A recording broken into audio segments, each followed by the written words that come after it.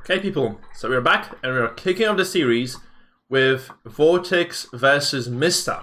We're kicking off the matchup with Vortix's Mongols actually in the bottom left-hand side of the map, playing against Mista's Abbasid Dynasty map, which is obviously spawning in the north. Sorry, I was just eating. I was caught off guard a little bit by the match actually starting soon. So, let us redo the introduction. So, in the north, in the red, it is going to be the Mista playing the Abbasids. In the south, in the blue, it is going to be Vortix on the Mongols. There's the only remaining Spanish brother who is still kind of alive in the tournament. Obviously, his brother, Lucifer, was eliminated yesterday by the Viper. So that's going to be quite an interesting idea to entertain, since I do believe they have like very similar playstyles. You know, both Vortix and Lucifer. I'm wondering if this is going to basically mean that they also have like that. You know, Vortix, should he go up to the finals, struggles against the Viper too.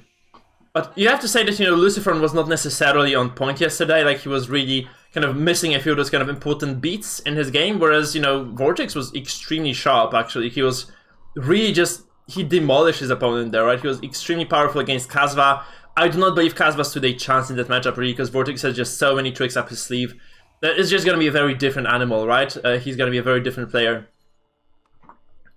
We also see some of those kind of civ preferences, I guess, for different players. So, for instance, here, TheMista picking the Abbasids as his first pick into this matchup. We also know he plays excellent, deadly Delhi Sultanate. So, not only is he good on the Abbasid, he's also, which is kind of also the thing. No, never mind. No, Vortix is good on the Delhi. So, TheMista's signature pick was the Abbasid, of course, right? Whereas, of course, for Vortix, it has always been the Delhi. That works.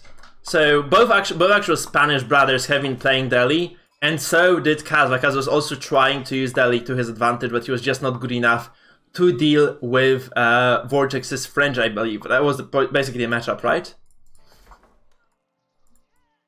Or was it the Mongols? Anyway, he lost with the Delhi quite handsomely. He never returned to them. Probably just kind of he was missing some mastery on the civ, to be honest. So he needed some extra ideas as to how to play that to actually persevere. Now, you guys can see there's actually a scout from Vortix moving throughout the map, gathering lots of sheep. This is pretty much, I believe, matched by the red scout over here from Mista. Actually, no, Mista did actually manage to miss out on quite a bit of those sheep. Let's kind of see the maps now. So, yeah, Vortix has just scouted more, I think. Mista was just kind of unfortunate to follow in the tracks of his opponent. He's going to find nothing here at this edge of the map. So the Abbasids, by the way, going up to feudal very, very early.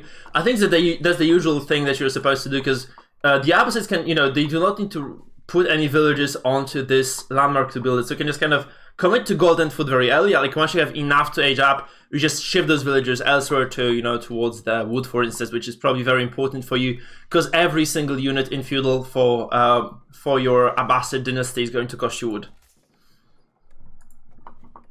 So getting that wood early on is going to obviously allow you to defend and attack quite nicely. On the other side of the map, of course, the Mongols, having those deer stones at their disposal, will be able to move very quickly around the map, especially around their own base, and around any sort of proxies they might place across this map over here, which, by the way, is going to be Lipne. So there is an UV. That's kind of a new thing. That's what I was kind of advertising quite a bit. So what if you kind of place the UV next to the TSA and actually start using this to double produce villagers? I'm not sure if Vortix is gonna do this, but that will probably just kind of match. This will allow him to match the boom that naturally comes for the Abbasids, where they have, you know, very cheap villagers with the fresh foodstuffs upgrade that comes basically instantaneously in this next age. So once he goes up to feudal, I guess he's just going to accumulate enough. He has enough, actually. Mista has enough gold to just get the fresh foodstuffs and just use that to his advantage. On the other side over here, We actually do not see any double villagers queued. Vortix is just kind of sitting tight on 500 stone so far. So he's not really spending any of that so far. He's also not going for any military infrastructure. So you might see a slightly slower game because none of those players has been actually kind of encouraged to build any sort of military buildings. There's slight harassment with the Khan over here from Vortix, but that's about all she wrote. Obviously Ajab comes in as well around 5:30, which is quite early for the Mongols given how much wood they've been gathering. And we do see Vortix actually just going towards that second TC very early, right? He's just going to get that. He's going to get that, you know, double villager production, which is also quite good. But he's not still using any of that stone whatsoever. He's going to build the archery range right now, which is indicative that he'll just go towards military as we speak. What matches that, by the way, is actually 2 archery ranges from TheMista, which he does need because he has like way less units overall that he can make. Right, because you cannot just double produce with stone, and obviously Mongols can.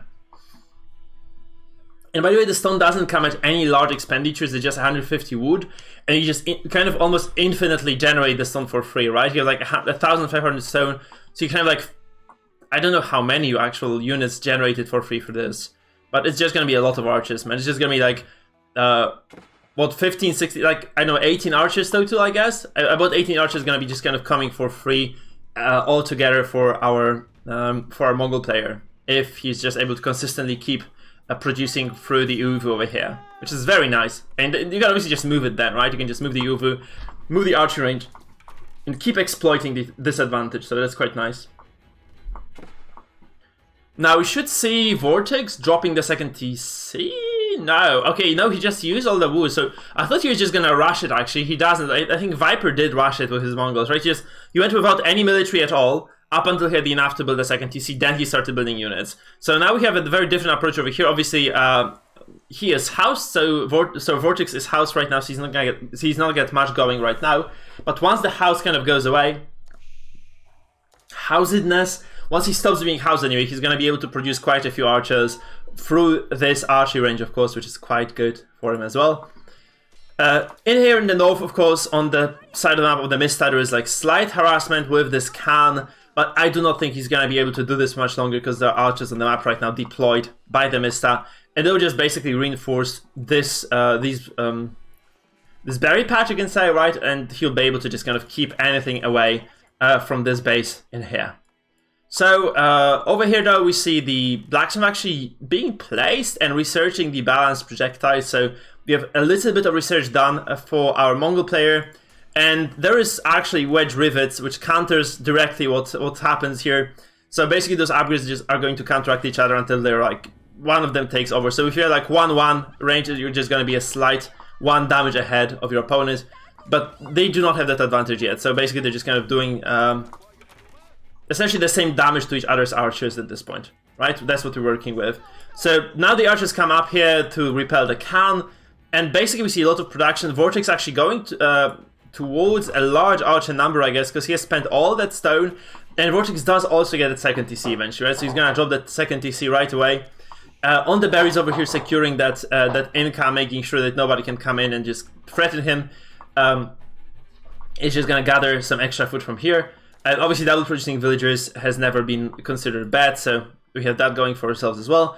Though this has not been used, again, the EU has not ever been used so far to double produce villas, which I'm kind of disappointed with, but I guess those players just kind of know better and have played more Mongol games than me to realize how exactly this should be done.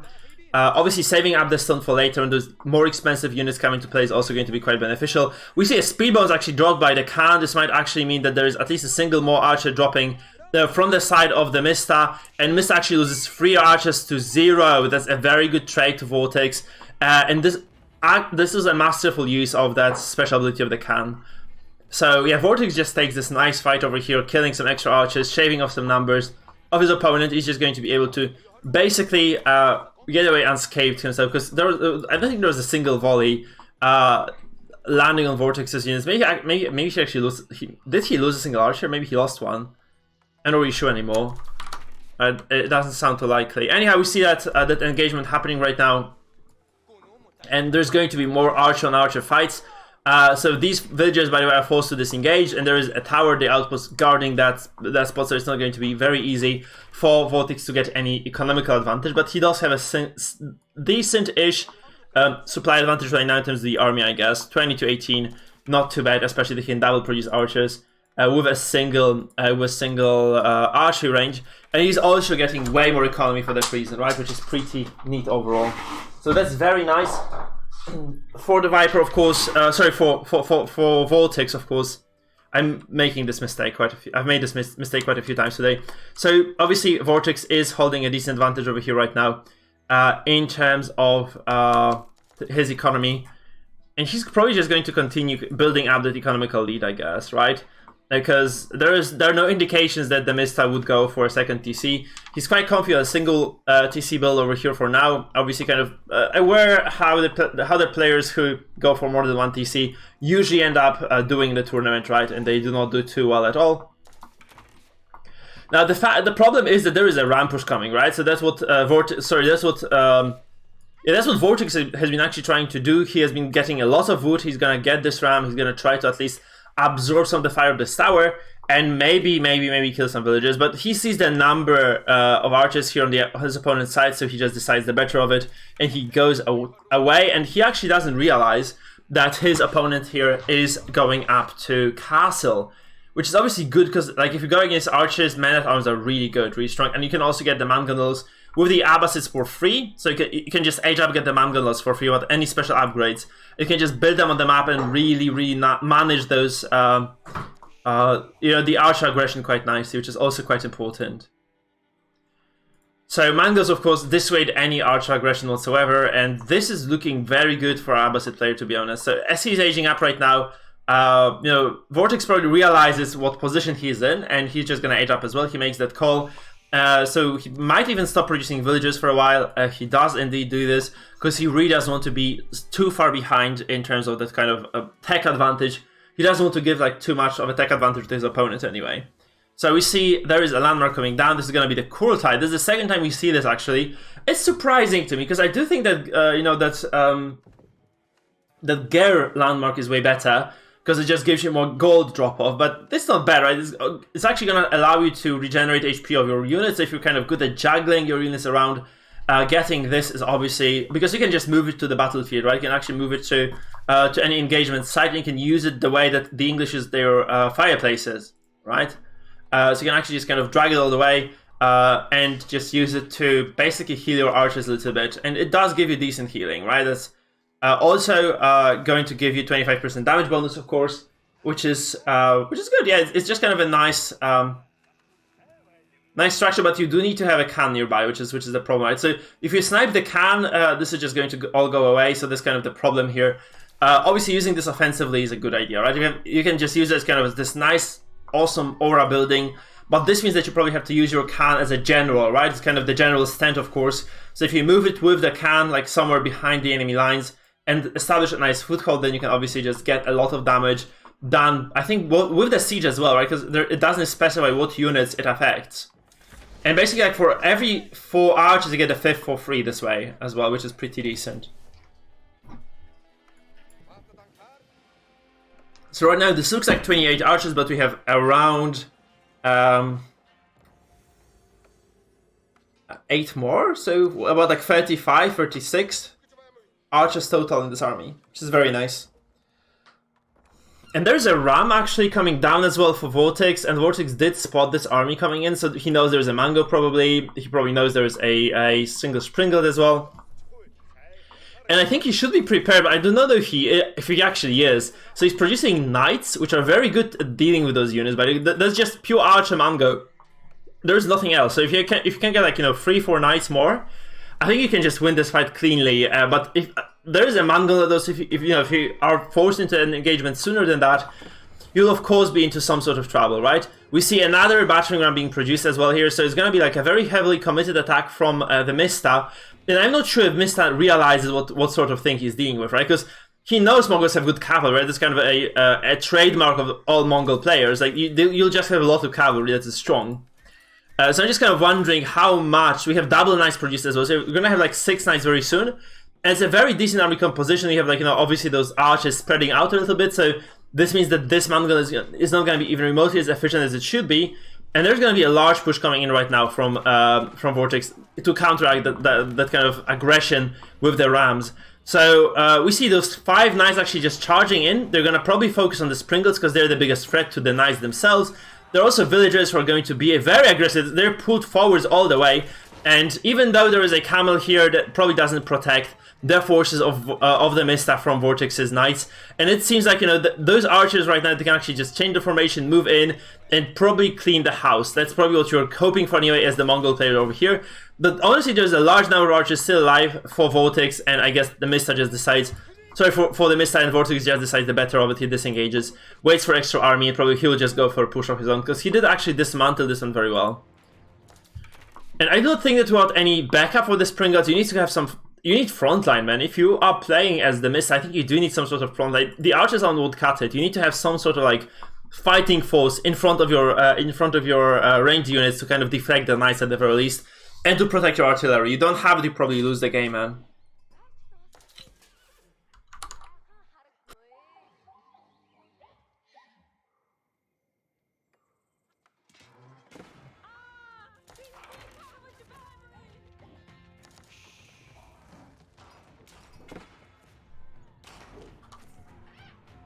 Okay, so we go for, I guess that's number 2, right? We're gonna go for a second round of the engagement. Basically, the history repeats itself, I think. So the knights focus first on the artillery. You have some villagers pulled as well to deal with the RT2. And they're used as... Oh, that's weird. So they go all the way towards the Springled. I do believe that Vortix does lose a little bit of economy, but he does actually kill a lot of the RT of his opponent, so he's gold efficient in those trades. And... he does actually snipe the... He loses the can after using that offensive ability, I believe.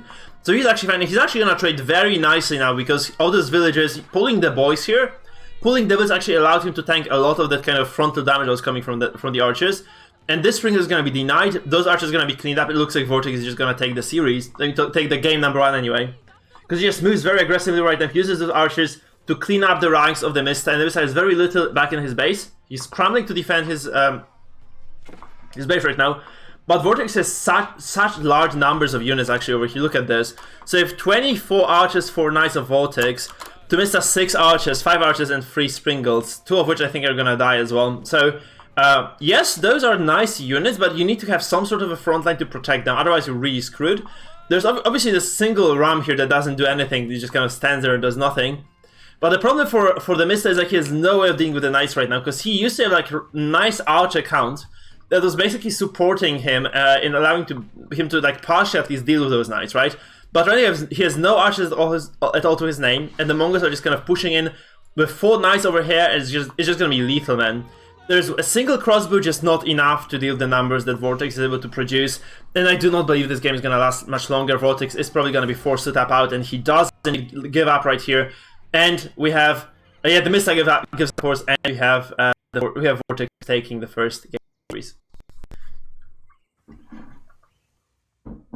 So Mista, even with Abbasid Dynasty, is not able to compete with Vortix's Mongols.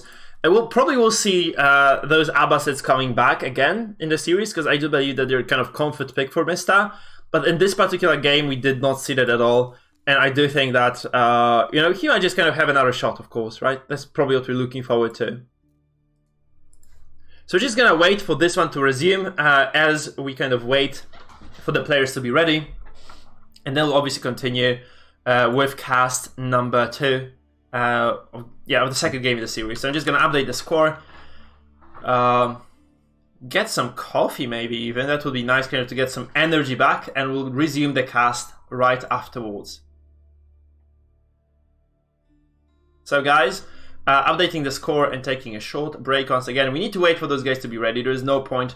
I mean, I know you guys like me to talk all the time, and I do need to actually kind of catch my breath a little bit at least. So, Vortix, very nice performance. I think there's a lot of over-aggression from TheMista. He had very bad composition to deal with the knights, so he kind of maybe overreached.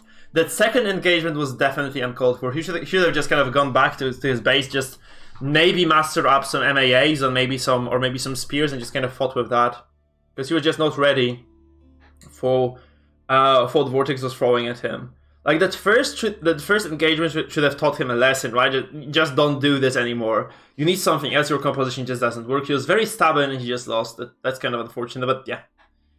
that's how RTSs work, guys. We'll be right back in a minute or two once those players are ready to resume playing.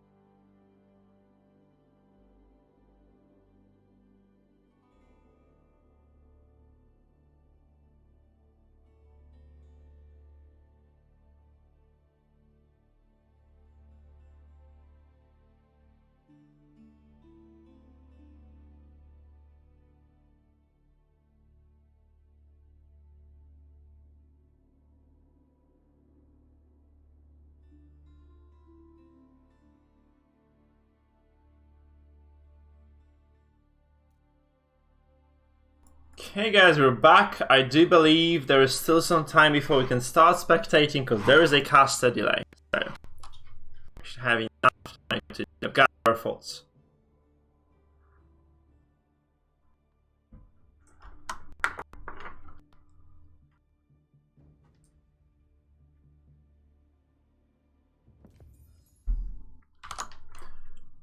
And we do actually say that there is going to be Delhi pulled out by our by the person who is leading the series, right? So Vortix, by a Spanish player, is going to actually use those Delhi, or use the Delhi Sultanate in this particular case against the Mongols of TheMista, no less. So it's going to be very interesting to see how exactly he performs on his very, very famous pick overall, because I think Vortix is very well known.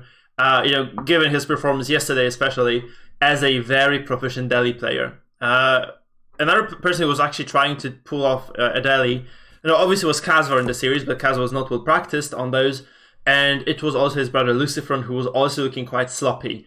But Vortex's Delhi Sultanate was really sharp. I think he was really kind of contesting the right places on the map, and I think this is going to be, I guess they're picking Delhi on those sacred site maps overall. So we'll probably see a lot of struggle for position there, because you do need to actually research that tag that allows you to take the sacred sites earlier than castle. with those colors and just kind of use that to your advantage. I think that's what he's gonna do. That's why he picked that civ on this particular map, and that we'll actually see how exactly he can handle Mista's Mongols. Of course, that's gonna be very thrilling, I think. So I'm sipping my espresso, waiting for this game to begin, of course.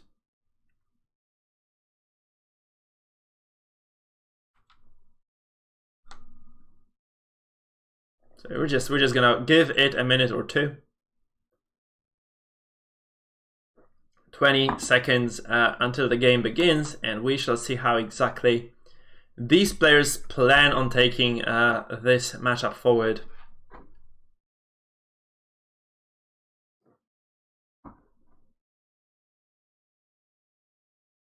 Guys, if you're new to the stream, by the way, please consider clicking that subscribe button and pushing follow on Twitch, depending on the platform you've chosen, and liking the stream as well. We're going into the game. So, in the bottom, in the blue, it is going to be Vortix playing the Delhi Sultanate, something that he's really famous for, and we are really hoping that, you know, Vortix's play is going to propel him to victory with the civ, because it has been very exciting so far watching Vortix play. I do think that his Delhi is extraordinary as well, so it's going to be, you know, providing us with very interesting games. On the other side of the map, in the north, it is going to be TheMista playing Mongols, and he's in the red. And his play has been stellar, especially against Hero Marine. No, shit, Marine Lord yesterday. I'm really trying not to make that mistake.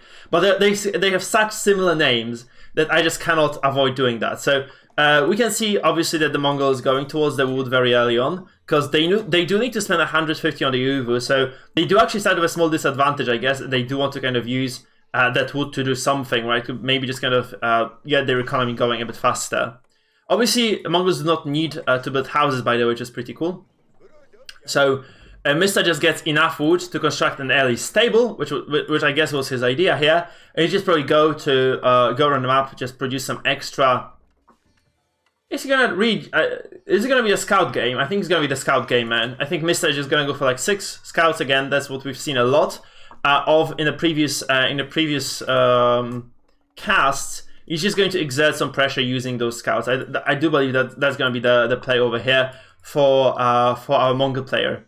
On the other side, of course, we see the very first mosque being already constructed or having constructed, and it might be very soon followed by the second one. That's usually the build. So you go for like double mosque play, and you start researching tech as soon as you can. So we see the wheelbarrow, which is obviously going to be good. It finishes on like 7 minutes or so, and we do also see this sanctity, which does allow the scholars to go and contest those sacred sites starting H2. So this means that you get a lot of free gold income basically just by producing a single scholar that costs you 75 gold once you build the Dome of Faith, which is generally speaking the chosen landmark for our Delhi players. So this is what it probably will look like early. We have seen this opening a few times already. So you basically just get a few villagers over here towards the wood right now. You build that second mosque, and from there you just kind of try to expand a little bit further, probably in towards food and aging up. Right, that's probably the idea for Vortix here.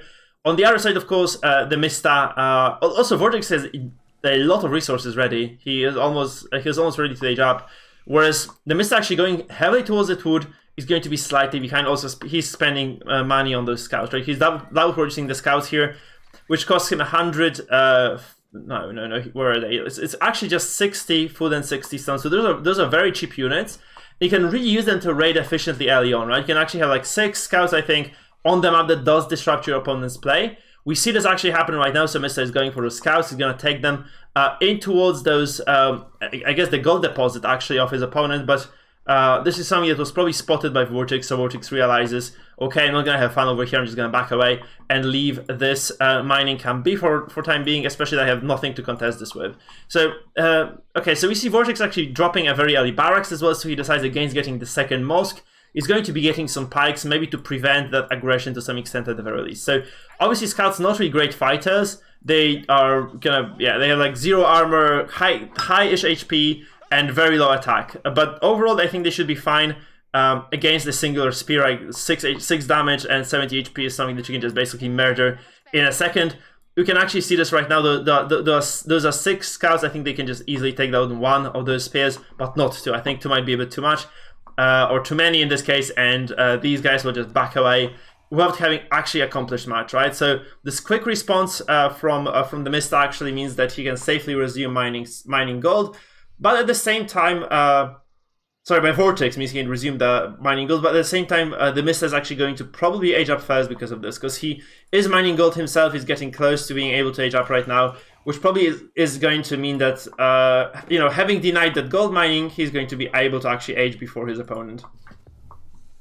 But no, this is a heavy investment nonetheless. So it's going to be like, you know, what, 200, almost 200 food spent on those scouts. So I wouldn't say it's a terrible investment. It's obviously not the optimal one anyway, because you haven't accomplished enough, I think, with those scouts to, at least yet, right, to make it valuable of a purchase, especially that you did also spend some stone on this, right? So that means that your later aggression might be slightly slower.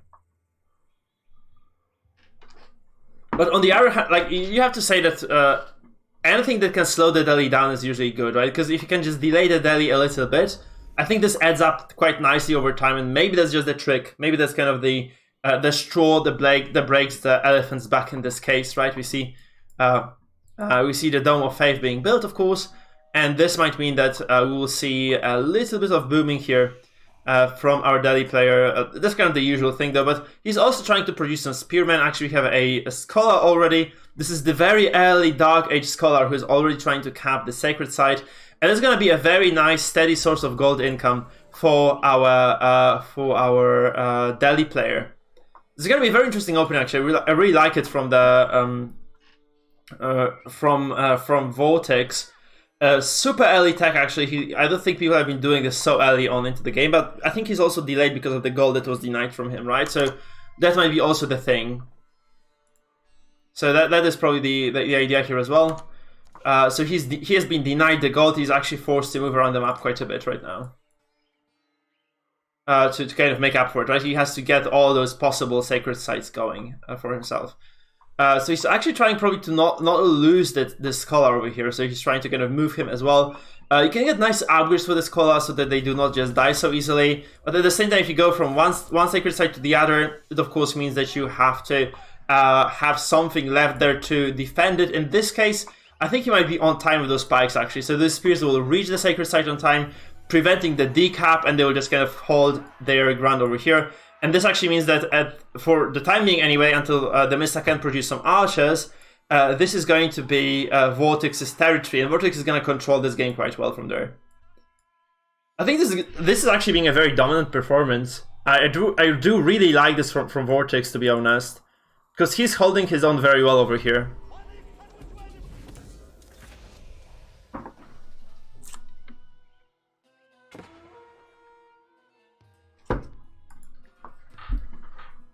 And you guys can see actually that there's like the stable actually has been or has already been moved, of course, towards that Uvu, but it's not producing anything, I believe, right? So there are no horsemen on the map yet. There are just those scouts over here. There's a Khan that is trying to decap this location, but I think it might be just kind of very narrowly untimed. So you can see that those spikes are going to approach this once again. They're going to deny the decap, and we'll just kind of resume the capture themselves.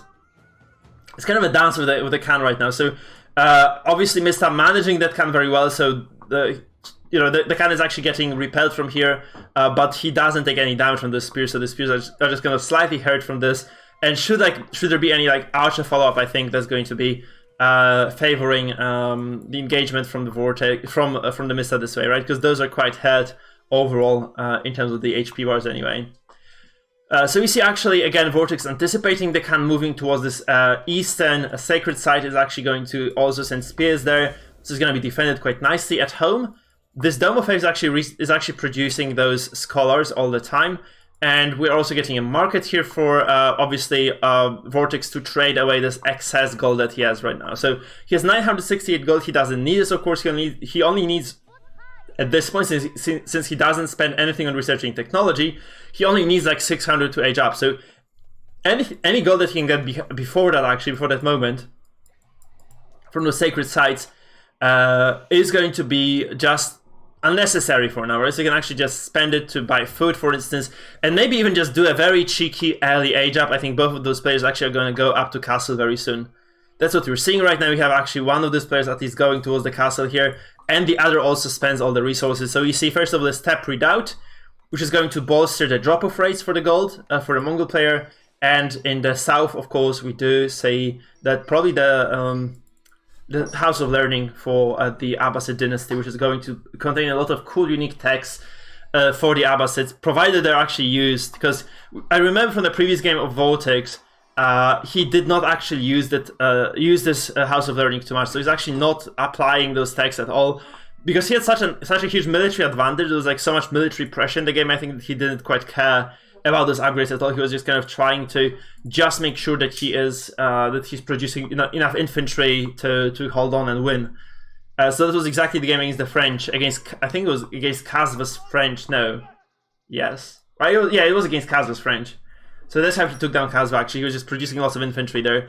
Obviously, you can also garrison your scholars in those military buildings to double the production. You can see there's one barracks actually holding that scholar actually and having that bolstered production rate, which is pretty cool.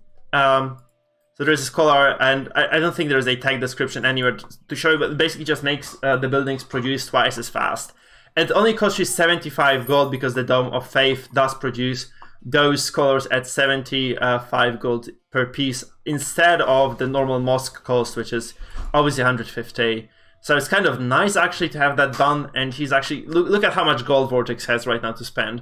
You can actually get all the possible units in the world. Again, he doesn't have to, because the problem when you add up to castle usually is that you need gold to upgrade something, right? You need to get your blacksmith upgrades rolling. You want to upgrade your units to veteran as well. This is not necessary at all for Vortix. Vortix has enough gold income from the mines to just produce those elite units right now. I think you just go for a lot of cavalry here. I would really like to see some knights because they're just very strong. They're obviously very expensive, but you can just afford producing them. You can also double produce them because of the bonuses that you get right from those stables, of course, from those garrisoned scholars, right? That basically is what's gonna probably happen. We see also, although we might also see like basic infantry being produced, right? That's also not such a bad thing. You see those scouts actually trying to juggle for position here, but there's also a lot of control in the middle of the map here there is no control at all. So I think Vortix is just kind of playing it safely. He's kind of getting the units back over here in the base. Maybe he just doesn't want to show his hand, I guess. That might be the explanation, of course. Obviously, double blacksmiths producing upgrades all the time are also going to support the general tech levels of Vortix quite nicely, which is very nice for him as well. In the northeast, actually, we see that those scouts will eventually decap the sacred side, though. So there is slightly less gold income for Vortix right now, but he doesn't care. I guess he has so much already. He has actually spent some of this gold. I guess he's making scholars from a lot of... No, he's just making scholars here. So he might have just queued a lot of scholars to just kind of support his tech improvements going forward. Obviously, there are a lot of nice upgrades from the House of Learning. You have Horned Blades, which give you a lot of damage for MAAs and for Knights, which is why Knights of the Delhi are very strong. We have there's basically like 3 additional upgrades for the melee blacksmith. Yeah, there's so much actually. It's ridiculous. You have the reinforced foundations that's basically like free housing, free real estate. There's a fight here breaking out. So we just have a knight who are actually juggling for position here. So that's not much being done. I thought we can just probably resume the cast. Like talking about the upgrades here. There is a push actually. Never mind. So we only have this +1 healing as well. That's pretty good. And finally, lookout towers, which increases the line of sight of the outpost. Now, the problem for this push is that there are so many Springles here that will probably just snipe all the infantry. So yes, there is a strong lineup of army for Vortix, but there are a lot of Springles over here. There's also the Khan who drops the I guess this the what arrow was it actually? Probably the speed arrow, right? It's gonna be attack speed arrow, I guess. So that he actually can bolster his infantry here. And we actually see that there's probably the YAM network also present here somewhere, which means that those infantry units are going to be able to chase Vortixes. So Mongol infantry is going to be able to chase the Delhi infantry quite nicely. There's also this nice upgrade in the House of Learning, I think, that allows you to speed up your units, giving you like some sort of a kind of stim. But this might be a blacksmith upgrade actually. Yeah, this is the blacksmith. See, Force March means that your units can move faster, but they can't attack. So you can actually chase down your enemy's siege, rush in, and then actually deploy the damage, which obviously takes some skill because you cannot miscalculate that too much. I think you should just march right now.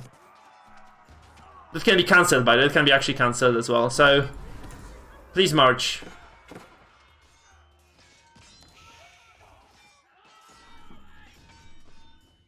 That obviously kind of forces you to micro as well, right? So that's kind of the problem here. We also see this kind of sacred site actually being taken away. I'm surprised that it's not being decapped right now, because he has a position to decap this. He does start actually, so Mista does actually begin decapping this one. However, on the other side, Vortix is going to cap this sacred site in the east once again. So this is like a very contested territory. Of course, it's really important for Vortix to keep those sacred sites going, because if he loses them, he loses a lot of that gold income he was really kind of dependent on. But he also goes to the western side and he captures that one as well, so he's sitting consistently on 2. And honestly, Mista could be splitting his army way more efficiently than he is. So I think he's just, this is because he's going for a kill. He's not gonna go, he's not gonna bother with those sacred sites. He doesn't want to play Vortix's game here, like kind of, you know, he doesn't want to play the game of catch. He just wants to engage and he wants to actually kill his opponent right here, right now. And obviously the Mista sitting at 37 army, very high quality army. Again, that is going to be met by the very same quantity, but probably lower quality on the side of Vortix, because Vortix doesn't have any knights yet, he doesn't have any siege. It's not looking too great actually for him, because I would expect him to have some sort of, you know, anti-siege unit, to have like at least some cavalry, but he's not producing that at all, which is surprising, of course. And yeah, he actually has this one decapped very soon. I guess this one is also going to be lost, so yeah, Vortix is going to lose some control. He has to relinquish some of the control on the map.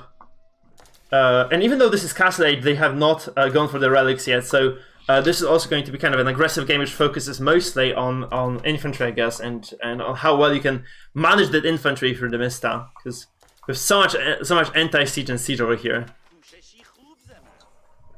Now, forced rush, or forced charge, forced march actually, this is called forced march. It is a very good tool for engaging, right? So you can actually use all this infantry, because he has very little range. He has mostly just plain infantry here, the Vortix, of course. You can actually use that to find a very nice engagement, just kind of charge in on top of the siege and just eliminate those units. And honestly, there's very little that this Mongol can shoot, because MA is almost impervious to the damage, right? So unless you have like multiple Mongols, which is not the case over here. So we might just see a very efficient charge over here. The Mista might just kind of press that forced march. He actually does that. He presses it. He's just going to go forward, but he is repelled actually. He realizes might not be the best moment to engage, because if he loses that army, he's probably just done for. So he really needs to find a nice engagement right away. He needs to get on top of that siege. He just really needs to eliminate those siege units from the game as soon as he can. There's also a raid in the south though, so there are like 3 MAAs raiding here, but they are met with some reinforcement from the Mista, so Vortix is able to actually just leave some units at home, and this siege is gonna fall. The question is like how much damage there's going to be done to Mista's army as he just tries to kind of get rid of the siege engines on the side of Mista, right? So Mista is actually going to do a lot of damage to Vortix here, I believe, but those siege engines are bound to just die. Okay, this Mango actually survives, and there's a decent amount of infantry still alive for Vortix, but though it was not favorable trade, I think. Vortix did lose a lot of infantry here. There's obviously some reinforcements, but there are a lot of reinforcements coming in from the Mista as well across the map. And there's going to be like probably a larger force right now. So it also like lots of knights here, which obviously Vortix doesn't quite have yet. We have 50 free eco, 43 military for Vortix, to probably like around 60, 50 military and 50 free eco for the Mista. And we see in our engagement, actually, there's a very vulnerable Mango there, though, so that might actually be the target here for Vortix, but he doesn't quite get to it, actually. It is allowed to escape for now.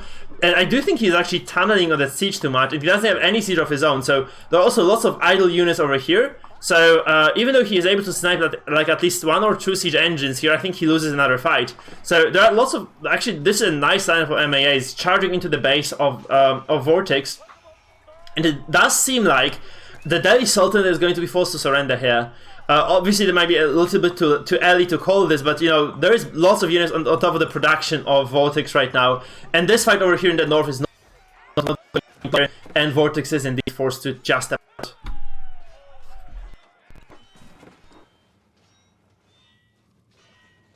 So we have the series equalized. Vortix is going to be 1-1 against the Mista right now. So he was forced to give up this game, and it is going to be 1-1. Lots of those Arab civilizations, right, being played right now. So it's gonna be interesting to see how it develops. At least the Muslim civilizations, I guess. You'd say they're both Arabic, right? In a way. both Delhi Sultanate and would you say that, guys? Would you say that they are both Arabic civilizations?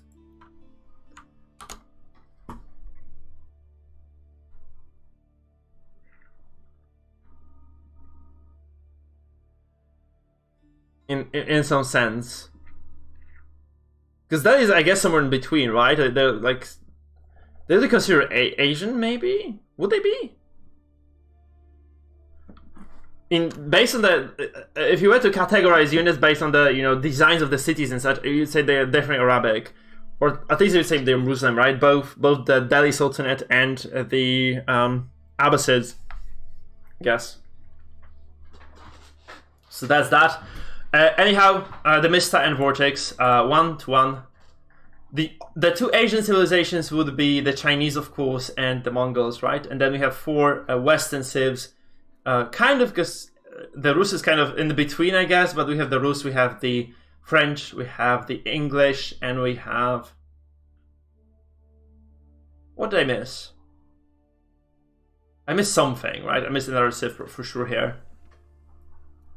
Learn? HRE, of course, we have the HRE as well. I completely forgot about the HRE, because nobody's playing them, guys. Nobody's playing HRE at all. That's kind of sad, to be honest. We have not seen we have seen a single. I have only been able to cast a singular HRE game throughout this entire tournament, and it was the game of some guy who was like 1100 elo playing against Sniper AoE, who was like 1500 elo. So it was completely a slaughter as well. It was an absolute slaughter of a game as well, so yeah. And that was basically everything that we were able to say here. Okay, we're going to go into French Mirror, so it's going to be a nice change here. It's going to be back to the classic. So we have French versus French on the menu in game number 3. Pretty exciting, to be honest, pretty exciting. And 4 minutes until the game begins.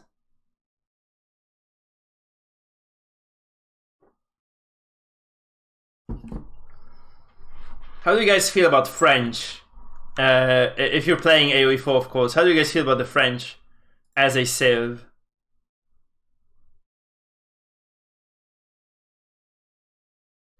Because there was initially this kind of, I think, community perception mostly that they were absolutely overpowered and there was like nothing to do if you were against the French. I think that this has changed quite a bit, so there are some small shifts in the meta, I think, allowing you to win against the French now if you know what you're doing. So that's basically the question here, I guess, right? If this is actually the OP civ, or whether it's just kind of the flavor of the month sort of thing, where it was just kind of appearing as OP but wasn't OP at all in the end. So yeah, big question. OP or not OP, huh? So now, guys, we're just waiting for the series to begin. 3 minutes, of course, on the clock.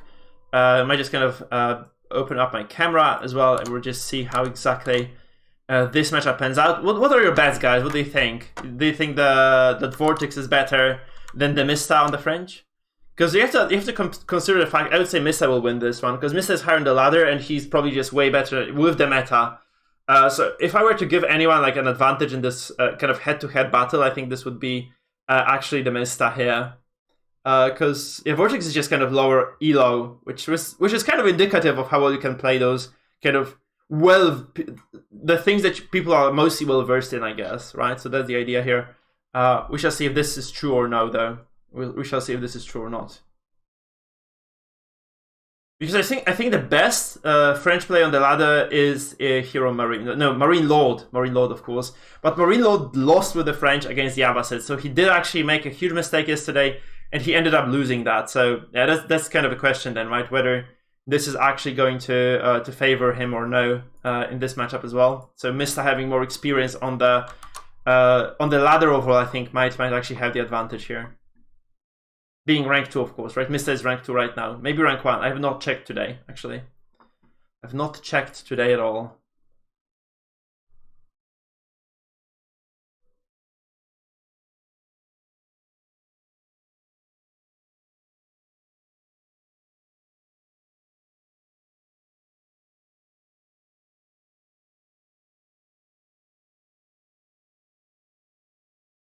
So we have to just wait for a while right now.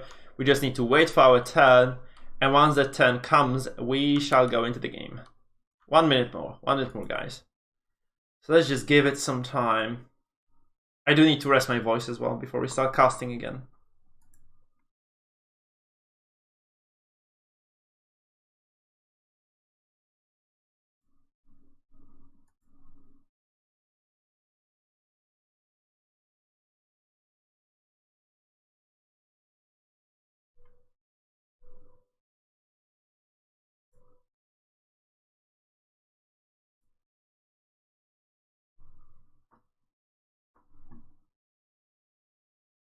Okay, so we're gonna put the somber mood on because it's French against French again. Nobody likes this matchup, do we? Because we have cast so much. I think we have seen so much of this in the qualifiers that it did get a little bit stale, to be honest. It's also the match where like you make one small mistake and you're done. Every mirror works like this, unless people are doing different things. But I do believe there's like a very fixed meta for the French right now. So it's gonna be like basically one TC aggression. And a player who's just a little bit better at microing, I think, will win. Generally speaking, that's how it goes. Or the player who kind of is able to catch their opponent off guard a little bit. Just that's basically all there is to this one, I think. So we shall see how exactly that works out. But my prediction would be that, yeah, TheMista just takes it because he seems to be a bit more accurate, which is reflected by his position on the ladder. This being said, guys, without any further ado, camera goes off. I'm going to introduce our players. So in the north, in the blue, it is Vortix playing the French. And in the south, in the red, it is also going to be Vortix playing the French. The map seems to be Boulder Bay, but I'm just going to double check to confirm it is Boulder Bay indeed. So you might actually, this is a very interesting dynamic map, because for French versus French, it is going to be kind of the question of how much you can invest into the water play.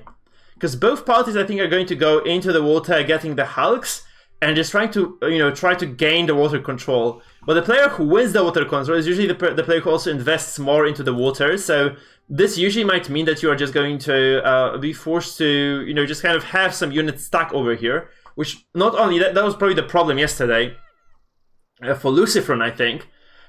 You just get stuck on the water map, and you have so much kind of invested into those water units. That you have no supply to make actual army. That was indeed the issue for Lucifron yesterday, because he had like complete water control, but he was really not able to produce army because he had like all his standing army there was just on the water, because those hulks take like 6 supply each. 4.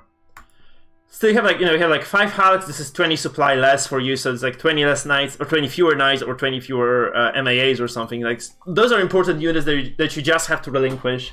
Which is obviously going to be a big problem for you if you're just kind of getting yourself into that situation.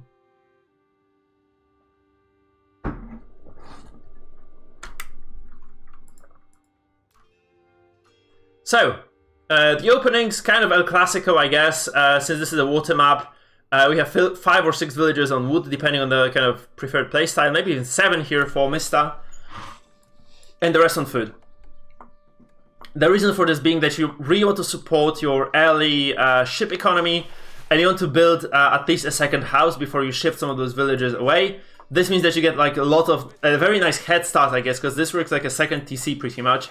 We just kind of can get, double, you can get a very good harvesting rate from those deep water fish as well. So working with the, with this dock in the back is going to be just very, very good overall. You have a nice advantage just working with this sort of production here. And that's something that you really cannot relinquish. Like if you give up this, it's just 150 wood that you pay to build the dock, I think, right? Even for the French. It is. So it is very cheap, second TC for a while at least, and then you obviously might want to stop producing those boats at some point if you do not believe that you can win the water battle, right? But for a while at least, it gives you like a very steady source of income. And obviously building that next to some nice deposit of deep water fish also means that you get like nice amount of harvested resources here, which is indeed the case for Vortix. You can see how fast the food is accumulated here in comparison to regular villagers. I think it's like 30% more food per second really, or per minute, whatever measure you choose. Look at this. Like this is basically way slower. You can see the numbers just going up way slower here than they are for the deep water fish. I think the boar and the deep water fish are the fastest. Then you have the deer, which is the second, and there's like sheep, and also the all the Arab civilizations. They can actually go for the they can also go for the berry bushes to get decent harvesting rate from those, because they cannot harvest from the boar, by the way. So that's also quite decent. We have not seen anyone use the boar, by the way. We have not seen the boar being kind of taken and harvested for a while. I'm kind of surprised because it's very easy kind of you just kind of take a few knights or whatever other cavalry might have, right? Or, you know, infantry or archers. You can just kill the boar very quickly and just kind of exploit its resources, but that's not happening. So there is a villager actually over here from Vortix actually building a second dog, by the way.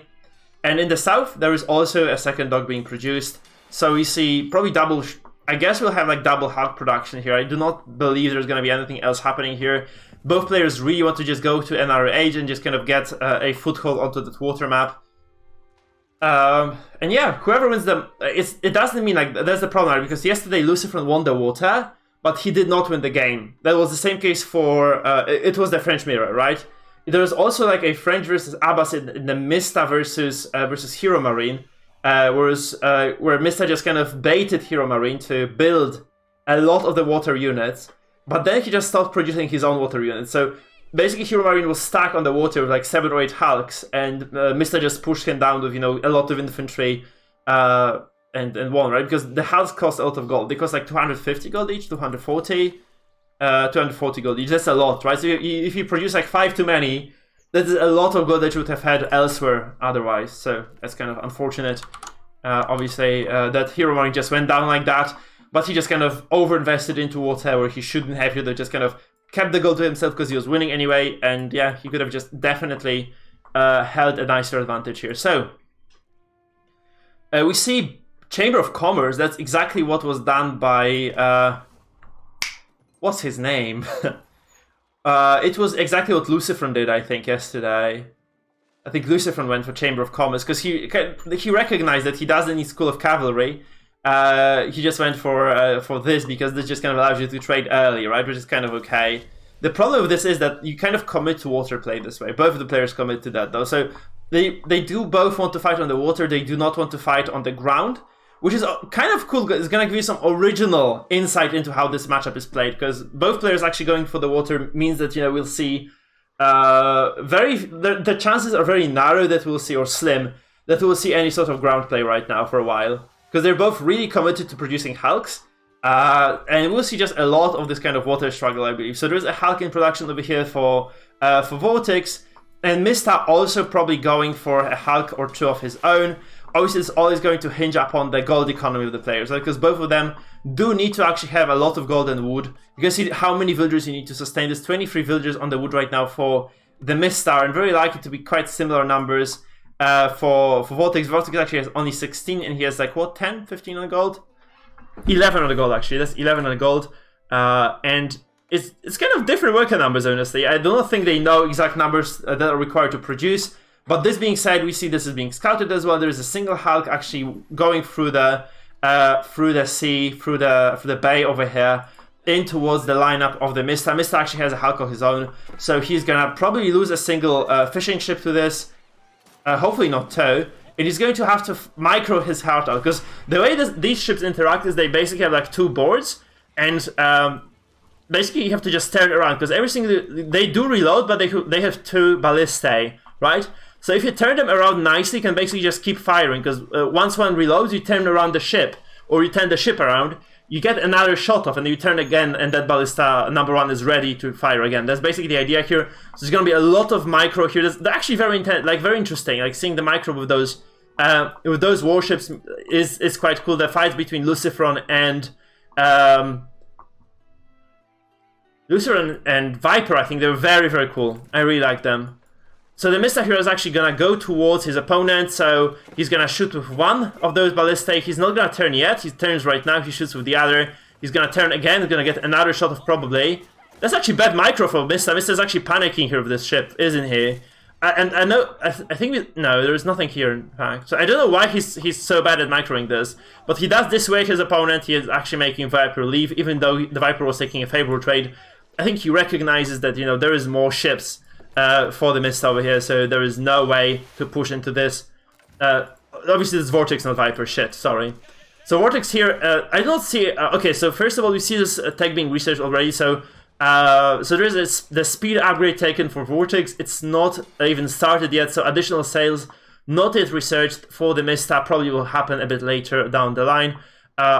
are those visible like visually as well? I don't think so, right? They do not gain additional saves. They're just kind of the name of the upgrade that's presented. I don't think these ships are any different from these of the Mista over here. So Vortix actually moving across the map with 4 of those Hulks, and 5th one actually joining them very soon. He does have the move upgrade.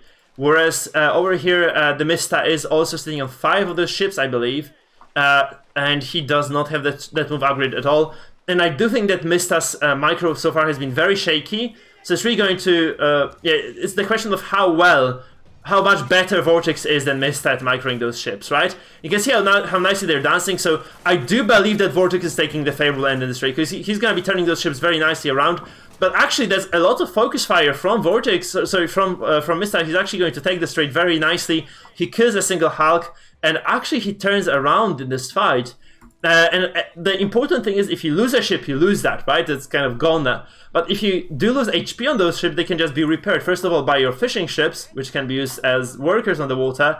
And second of all, by the dock for free. So those ships are just kind of being repaired right away. And there is basically no additional costs for that. So basically, this is a very good trade for the Mista, because he's getting 1 unit more right now on the map ahead of his opponent, which is pretty huge.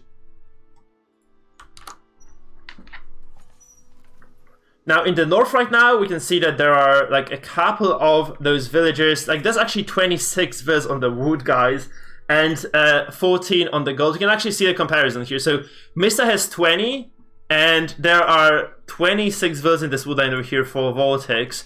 Mista has 12 on gold, Vortix has 14. And then there are 10 on food for Mista, and Vortix has 8. So, that's basically a small difference in terms of villagers. It doesn't work in numbers. You have 49 eco for Vortix total, and Mista has 51. So a small edge towards the Mista here. Mista is also going towards those upgrades for ranged attacks over here. And I think this is gonna, I'm not sure 100%, I think it should also involve the attack ships, but no, it doesn't. So Vortix has that 100, he should have the upgrade then. It doesn't appear to be the case. So that is just for archers, I guess, then. That's just for archers.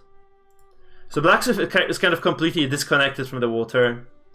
I actually have little experience playing the water map, so I do not really know that much, because people usually, either I or my opponents just alt F4 in the water. But I think that this is an interesting water map, so I do not mind this at all. It's kind of interesting to see how those players use those, and especially France versus France is very cool micro battle. So we're gonna go for the dance once again. Vortix turns around, Mista turns around, Vortix turns around, Mista turns around. Actually, Vortix takes one ship down, and he's also kind of continuing the fight over here. It is 1 for 1 so far.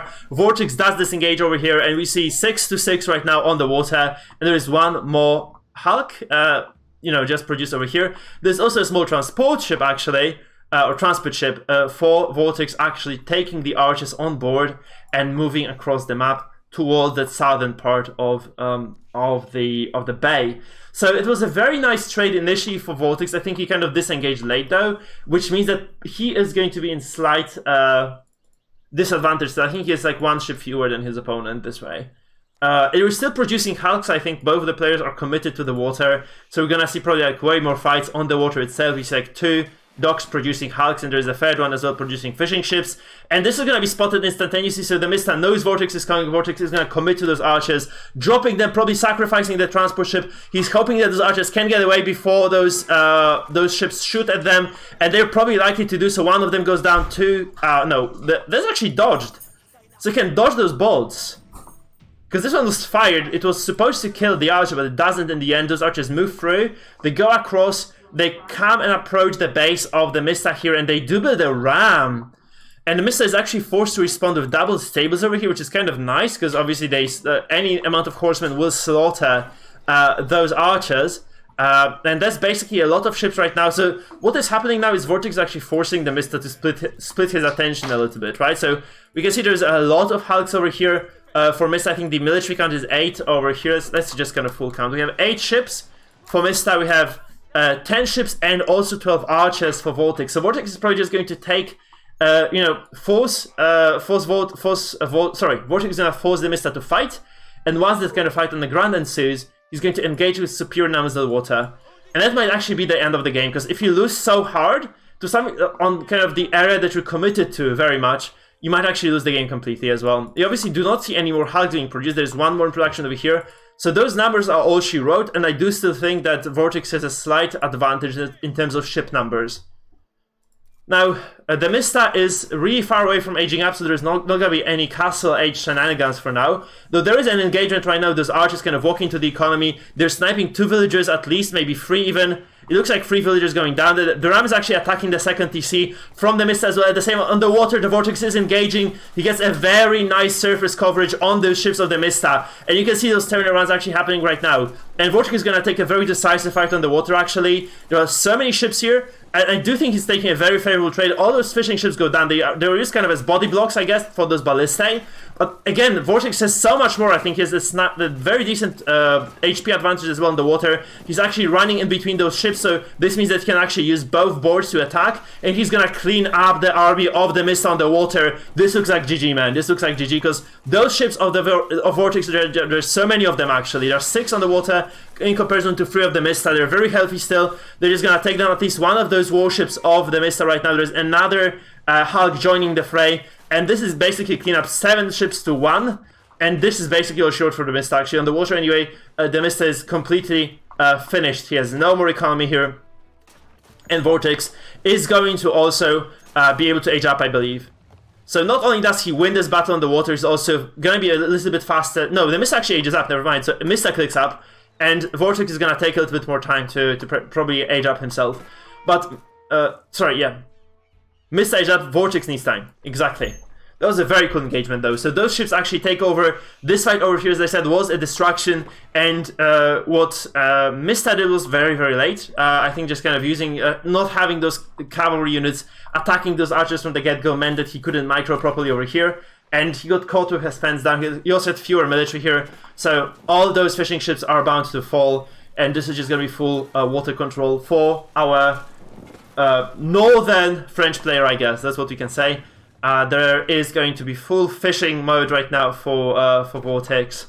He has so many ships. He can obviously produce as many of those boats as he can, or as he wants. And now he actually has to make sure that he doesn't die to a counter on the ground, though. So he is producing a Guild Lord here is getting some spears, but I do think this is enough. I think that's enough to hold off 4 knights, guys, isn't it?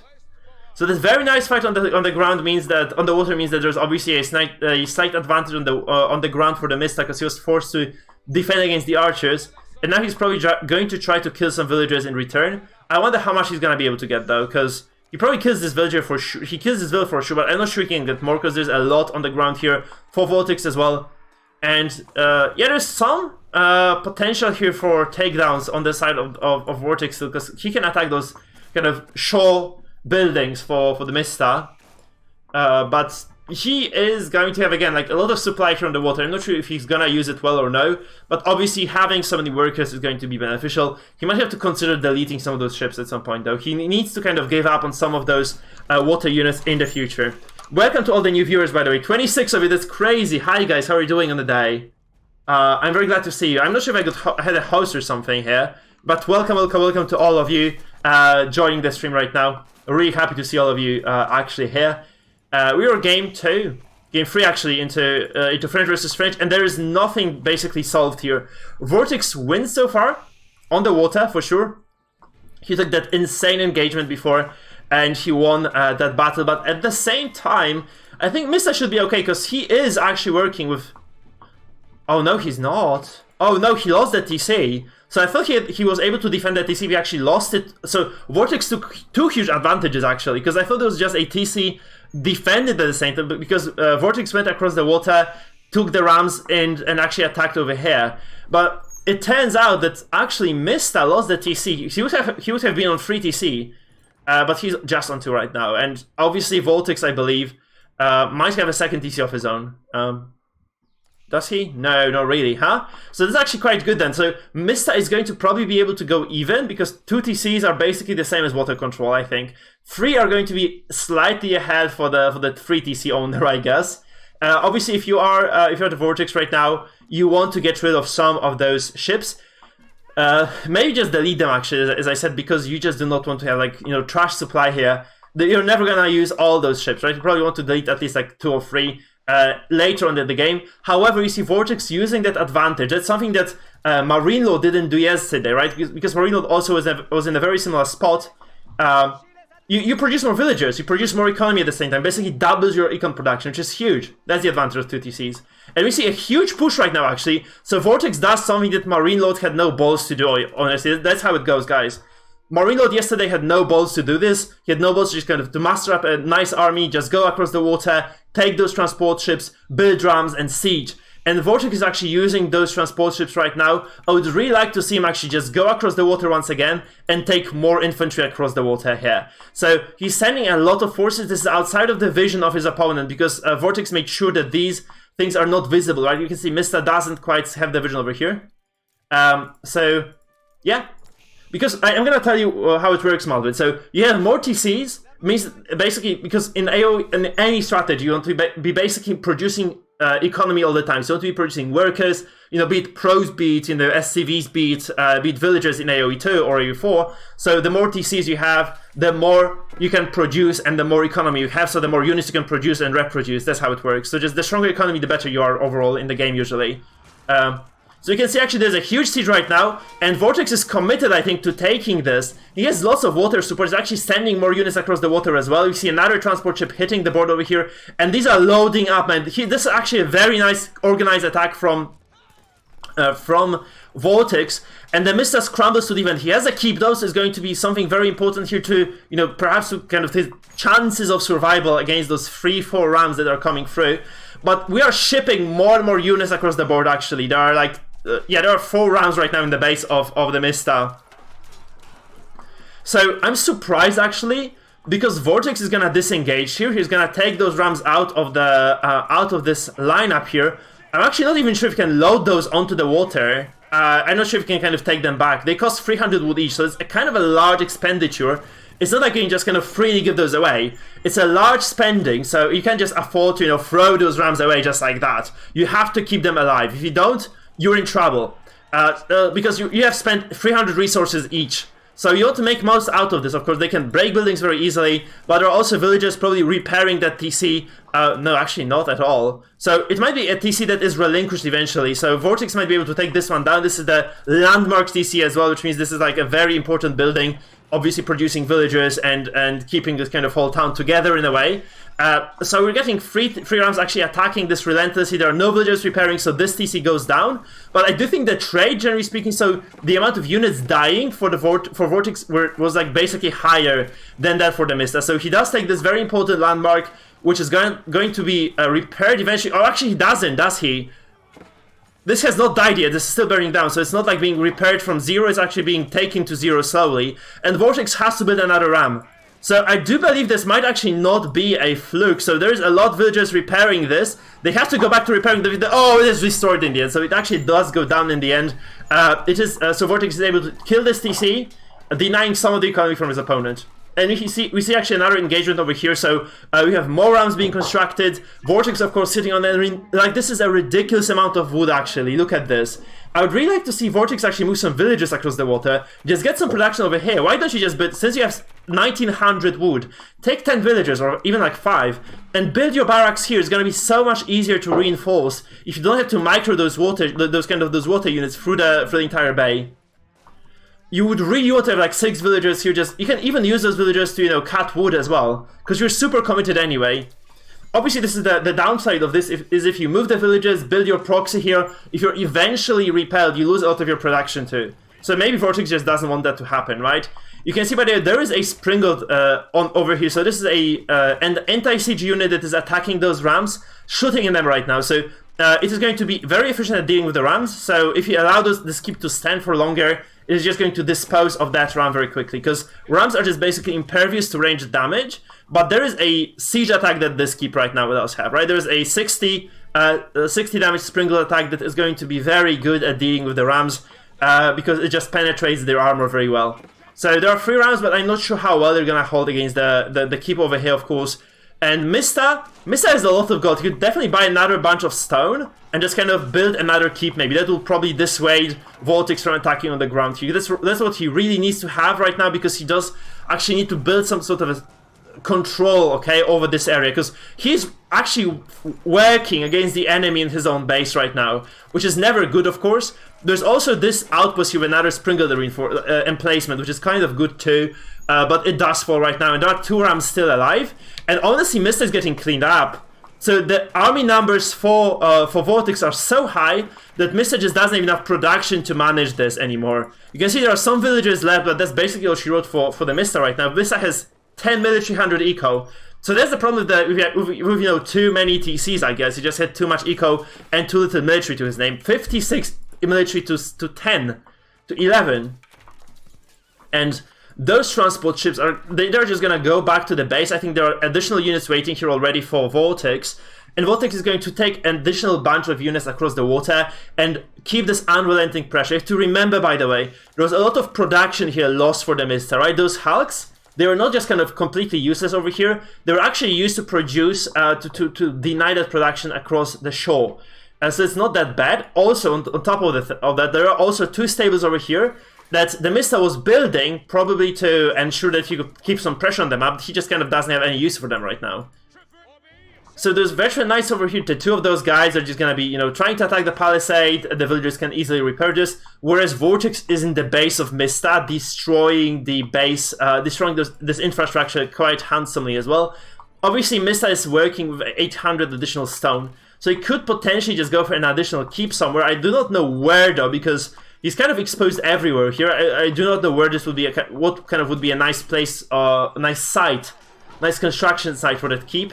But there is also a siege. There is a mangonel here as well, which is probably going to be very decent against those archers. So if this is allowed to fire a few more times, I think this is going to clean up the archers quite nicely, and maybe actually hold the ground for the Mista here against Vortix's aggression. But there are 6 siege rams now, not 2, not 3, 6. So if you do not defend this very diligently right now, you're going to be in trouble too. So those six siege rams are actually ramming at this keep. And those villagers are trying to repel them. Obviously, vills also have very high damage against those rams. And out of those 6, there are only 4 or 2 left. Actually, it's a very quick melt actually for the Mista. So Mista does actually manage to repel this aggression, and he does muster up enough military, I believe, especially this mangonel in the back, to dissuade Vortix from pursuing an additional attack. The thing is, though, those both players do have enough resources right now to go up to Imperial Age, so that's actually turning out to be a very interesting match, with again the player who has the water control dominating the initial stages of the game, also forcing the Mista to go for this defensive landmark, right? The Red Palace is a landmark that provides you with a lot of arbalists emplacement, so that they're good against cavalry, against siege rams as well, I believe, and against springles. Yeah, it's probably the strongest defensive landmark, but it's still kind of vulnerable to artillery attacks. As I said, the problem is here that if you had villagers here, you could probably just kind of do something else than rams. If you're Vortix, you can probably just get some trebuchets, you can get some offensive units, like you can get knights produced over here as well. You don't have to really worry about ferrying all those units across the water, which is really the concern for Vortix right now, because he actually invested a lot into this, and I do not think he traded sufficiently well. Obviously, there are so many villagers still on the side of the Mista. Let's see how the economy looks like. Actually, 100 for eco, 41 military for the Mista, and 94 and 48. So they're actually quite close to each other. And obviously, in the Imperial Age, you can get the university upgrades as well to further bolster the cavalry of the French. And I do think that the Mista has more cavalry overall. So Vortix does have mostly like infantry. He has like some spears, he has some arbaletiers who are crossbows, the special French crossbowmen, and he does have 24 veteran archers, right, which is decent numbers, but nothing exceptional really.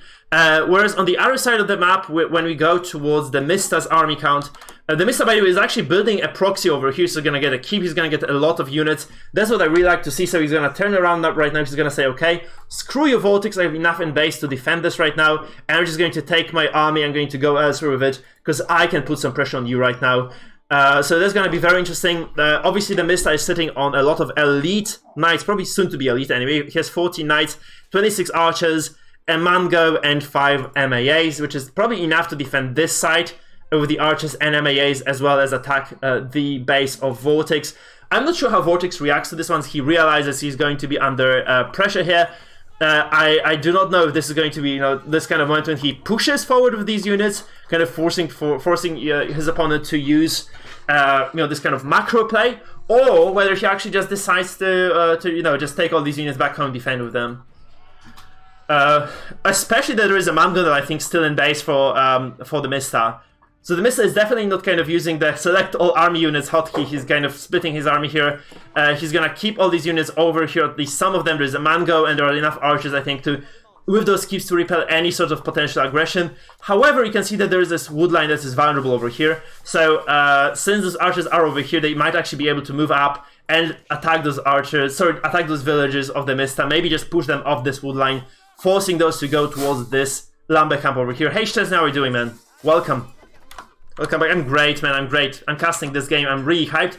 Guys, by the way, if you're new to the chat, if you're enjoying my casting, please remember to leave me a subscription on YouTube. Give me a like on YouTube as well, and maybe follow me on Twitch, right? Just saying.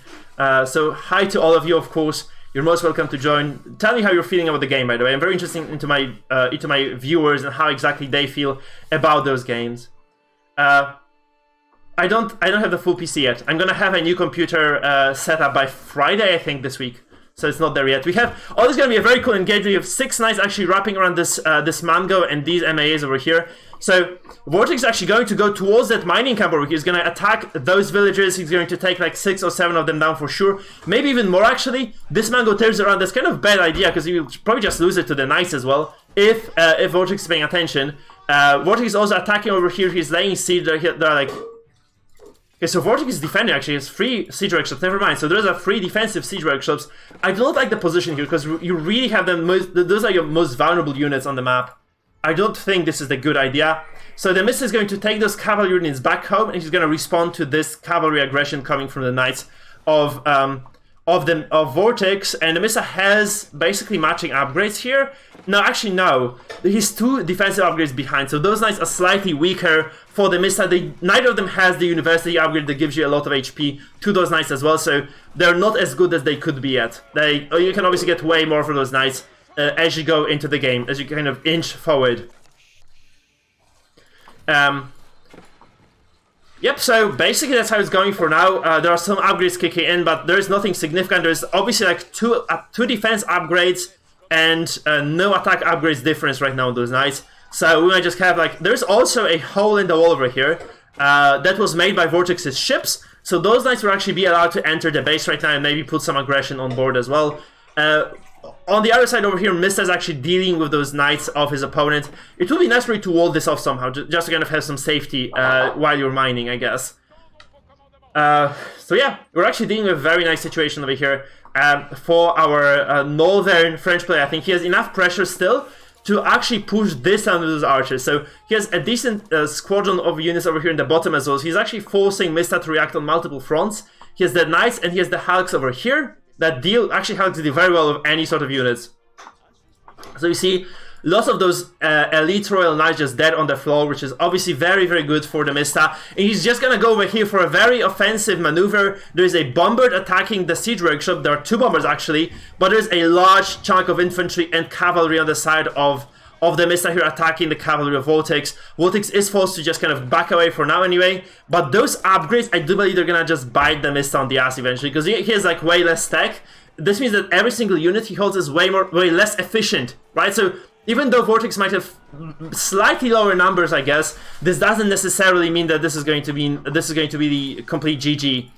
On this side, by the way, you see what 3 siege workshops actually for Vortix that are just gonna fall. As I said, placing siege workshops in the front not a good idea because, of course, first of all, artillery is not really good at running. So if you get into trouble, that's going to be really difficult for you to reflect any attacks or deflect any attacks. And then over here, of course, if you have them in the back, you can also just safely produce them, even though, because those are very expensive buildings, right? The siege workshops are the most expensive production building in the game right now. So having them very far back is going to benefit you quite more because you can just keep producing the artillery even if you're being pushed. So, by the way, you see this nice Ribaldekin here, which is actually going to place a lot of pressure on the knights of Vortix, right? So Vortix is actually going to be repelled again. He's going to be forced out of his own base. And I do believe that TheMista is going to be able to clean up all those siege workshops. Of course, I do not think Vortix worries about this too much. He has 3,000 wood to spend, so he can actually just remake them anywhere else. It's just a matter of where he does them. where he does get them back, or like where and whether actually he does get them back in the end. However, there's this small force from Vortix over here cleaning up the villages of the Mista. Mista was not able to react as he was microing in the front line, so he probably is slightly behind in terms of the econ. We have 95 villagers for the Mista, and we have 103 for Vortix. Not a big deal because I think they're both able to reproduce those villagers very quickly, so it's not that terrible of a situation overall, but still having that small disadvantage is bad. Of course, the problem for the Mista is that he's open from the water right now. The fact that Vortix won the water is that he's also able to capitalize on the victory right now because he has full control of the water. You know, actually keep sending those transport ships across to pressure the Mista in multiple points. Whereas the Mista is actually really in trouble right now because he has only 1 point of pressure altogether. It is over here. It is that siege that has to work for him if he wants to win the game. Whereas he's really being harassed in multiple places. Obviously, those players are very good at spreading their units across the map. Like, they're really used to kind of, you know, multitasking and just dealing with those attacks. And obviously, those sprinkled placements that are, you know, on those outposts right now are going to deal with smaller forces. So if Vortix wants to have something done with those transport ships, he needs to build more of those. Now, I'm not really sure what the tech is like for the Mista, but he has some tech going actually. So he's been able to research. He has not been able to actually research the insulated helm yet. He has been going for the range defenses first, but he has not really been committed too much towards those melee upgrades. And I do think this is going to be a problem because look at how many knights he has. There are on the opponent's side. So Vortix has been able to muster up about 26 elite knights. And obviously the Rubaldekins are very good against any sort of infantry because they just shoot a lot and they shoot often. But I'm not really sure they're good enough against those large masses of knights which are on the side of Vortix. The Mista doesn't have even I don't think he has the half of the knights of his opponent right here. We have 29. That's not bad. Actually, no, I'm wrong. I'm lying, guys. I'm really wrong. Here we have 20. That's matching numbers. That's actually nice for the Mista then. But there is pressure again, so there is some pressure mounting over here. Obviously, like any rally that if you're the Mista, has to go through here. Because if you rally across the water, like if you rally over here, you will lose those units to the Hulks, right? So you do not want to kind of do this. You probably want to rally somewhere else and just make sure you pick those units up every now and then. That's basically the idea here. Because going near the water right now equals death. Those ships, you know, they hurt like fuck, guys. It's 2 ballistae, 100 attack each. So basically they're gonna be free-shotting the knights pretty much, right? So nothing pretty. If you have like knights rallying across the board here, you will just lose them instantaneously. Not too pretty for our southern French player in the red. Okay, however, this siege over here is going to put some pressure. We have 2 cannons actually for the Mista. Probably they will be attacking the keep eventually. And since there are no stone walls here, which will, you know, stone walls actually block artillery fire. The palisades do not. So there is nothing that will be stopping the Mista from pushing forward once he feels comfortable doing so, right? So those knights now do have the university upgrade. They do have the first defensive upgrade as well. So they have 2 melee armor and they do have the uni upgrade, 364 HP each. And this is not much by Vortix. Vortix has forgotten about those university upgrades. So he doesn't have that extra tech yet, which means that those knights of Vortix are significantly weaker. Now they have like 30% or 20% less HP anyway. So that's a big difference actually. Those hit points are going to matter quite a lot. And we can see those knights clashing. Actually, there's also artillery support in the back because the Mista has actually been able to get those Rubaldekins. So he's going to be attacking this heavy artillery here. And it is also defended from the back by those melee units here. So I do believe that mathematically speaking, the Mista should take this fight without any significant losses. And this is going to be the end of Vortix in this match. Vortix is just going to be demolished by those knights. The numbers are too high. And Vortix is just so far behind right now that he's just going to lose. Look at this. The Mista has the university upgrade, just takes over. Mista, this is your math, guys. This is just units at this point in time. I do believe that Vortix was just very sloppy with his tech choices. Not having university is kind of a noob mistake, honestly. I'm not calling Vortix noob. He has been really magnificent as a player in this game, or in the series overall, but he does drop this game in a very sad way. No, because I don't think like any number of men-at-arms or spears actually can combat the French knights. that doesn't work. The only thing that works well against those knights are more knights, okay? Paistarino, thank you for the follow on Twitch, by the way. Welcome, guys. If you're new to the stream, please drop me a follow, leave me a like. I will very much appreciate that, of course. So welcome to our stream. Leave me a sub on YouTube, right? Whatever really floats you about. 36 of you, that's crazy. Guys, I was casting for 5 people like 15 minutes ago. That's so insane. Was I hosted actually? Because my notifications are broken today. Has anybody hosted me actually? Because I have not seen so many players in a while. I mean, so many people watching. I'm very hyped. I'm very thankful for all of you to be here. So we're gonna go into next match very soon, I believe. Once those guys are ready, we're gonna go into the next matchup of the day, which is of course going to be the match point potentially, right? Vortix is going to need 2 games now to take this series, whereas TheMista is actually 1 game away from being able to completely dominate and just remove his opponent from the series altogether.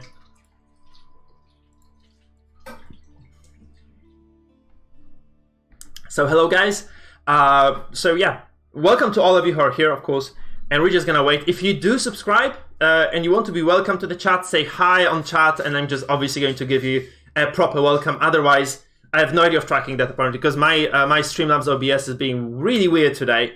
Because I know I've been getting lots of follows yesterday when we were casting the semis, so it's quite surprising, to be honest, that this hasn't quite happened today. No notifications at all on YouTube, so I just have to trust you guys to follow all together.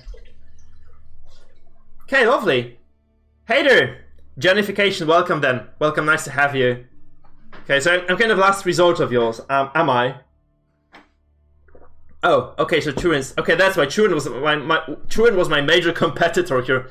And of course, I cannot compare to Turin, right? Both quality-wise and fame-wise. So that's why I think he was leeching on my viewers, potentially. Okay, lovely. So thank you, guys. Thank you for coming. You're most welcome to join me, of course.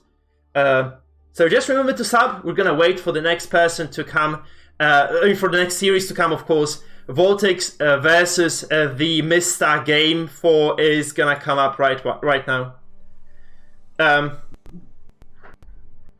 I think they're decent as... I mean, okay, so I was playing lots of HRE in the stress test, and they were very efficient against the infantry units. It is 720, yes, because I do not have a proper graphics card yet installed on my PC.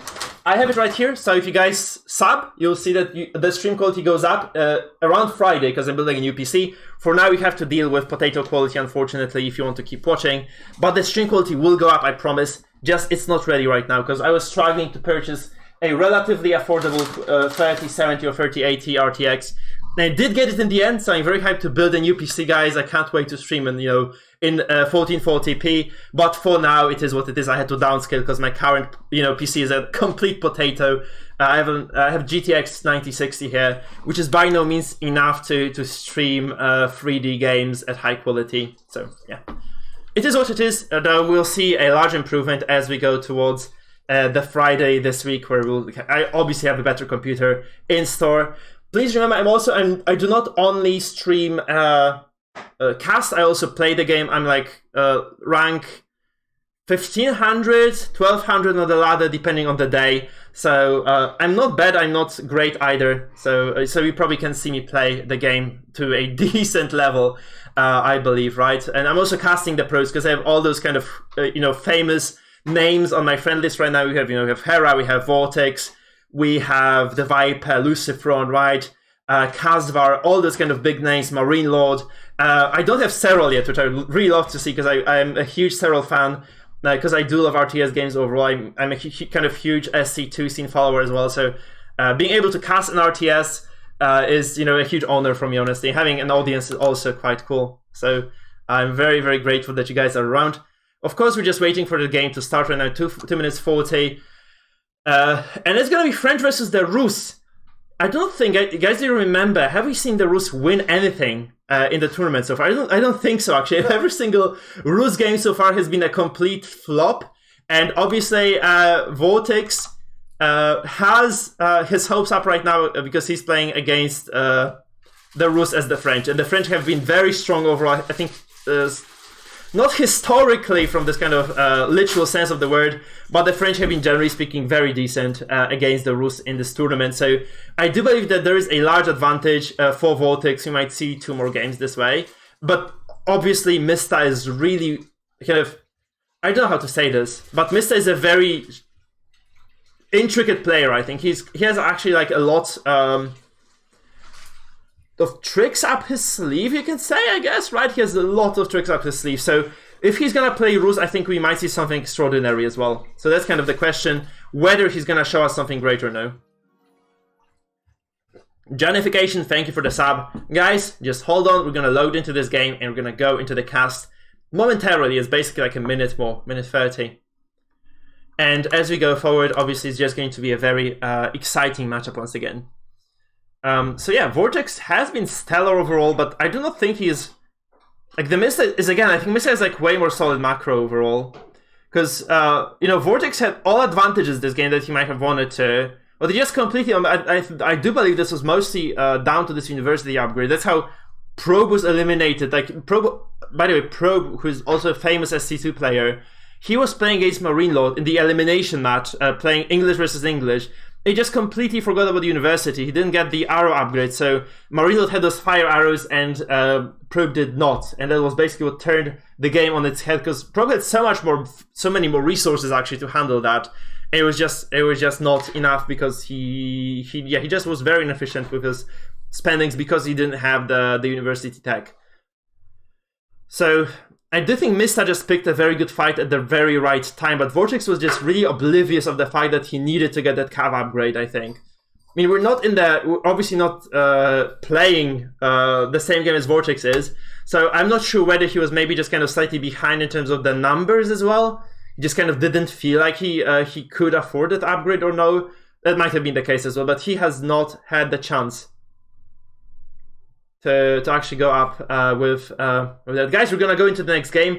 Robin, can you explain yourself? Now, this is game number 4, guys, in the south, in the blue.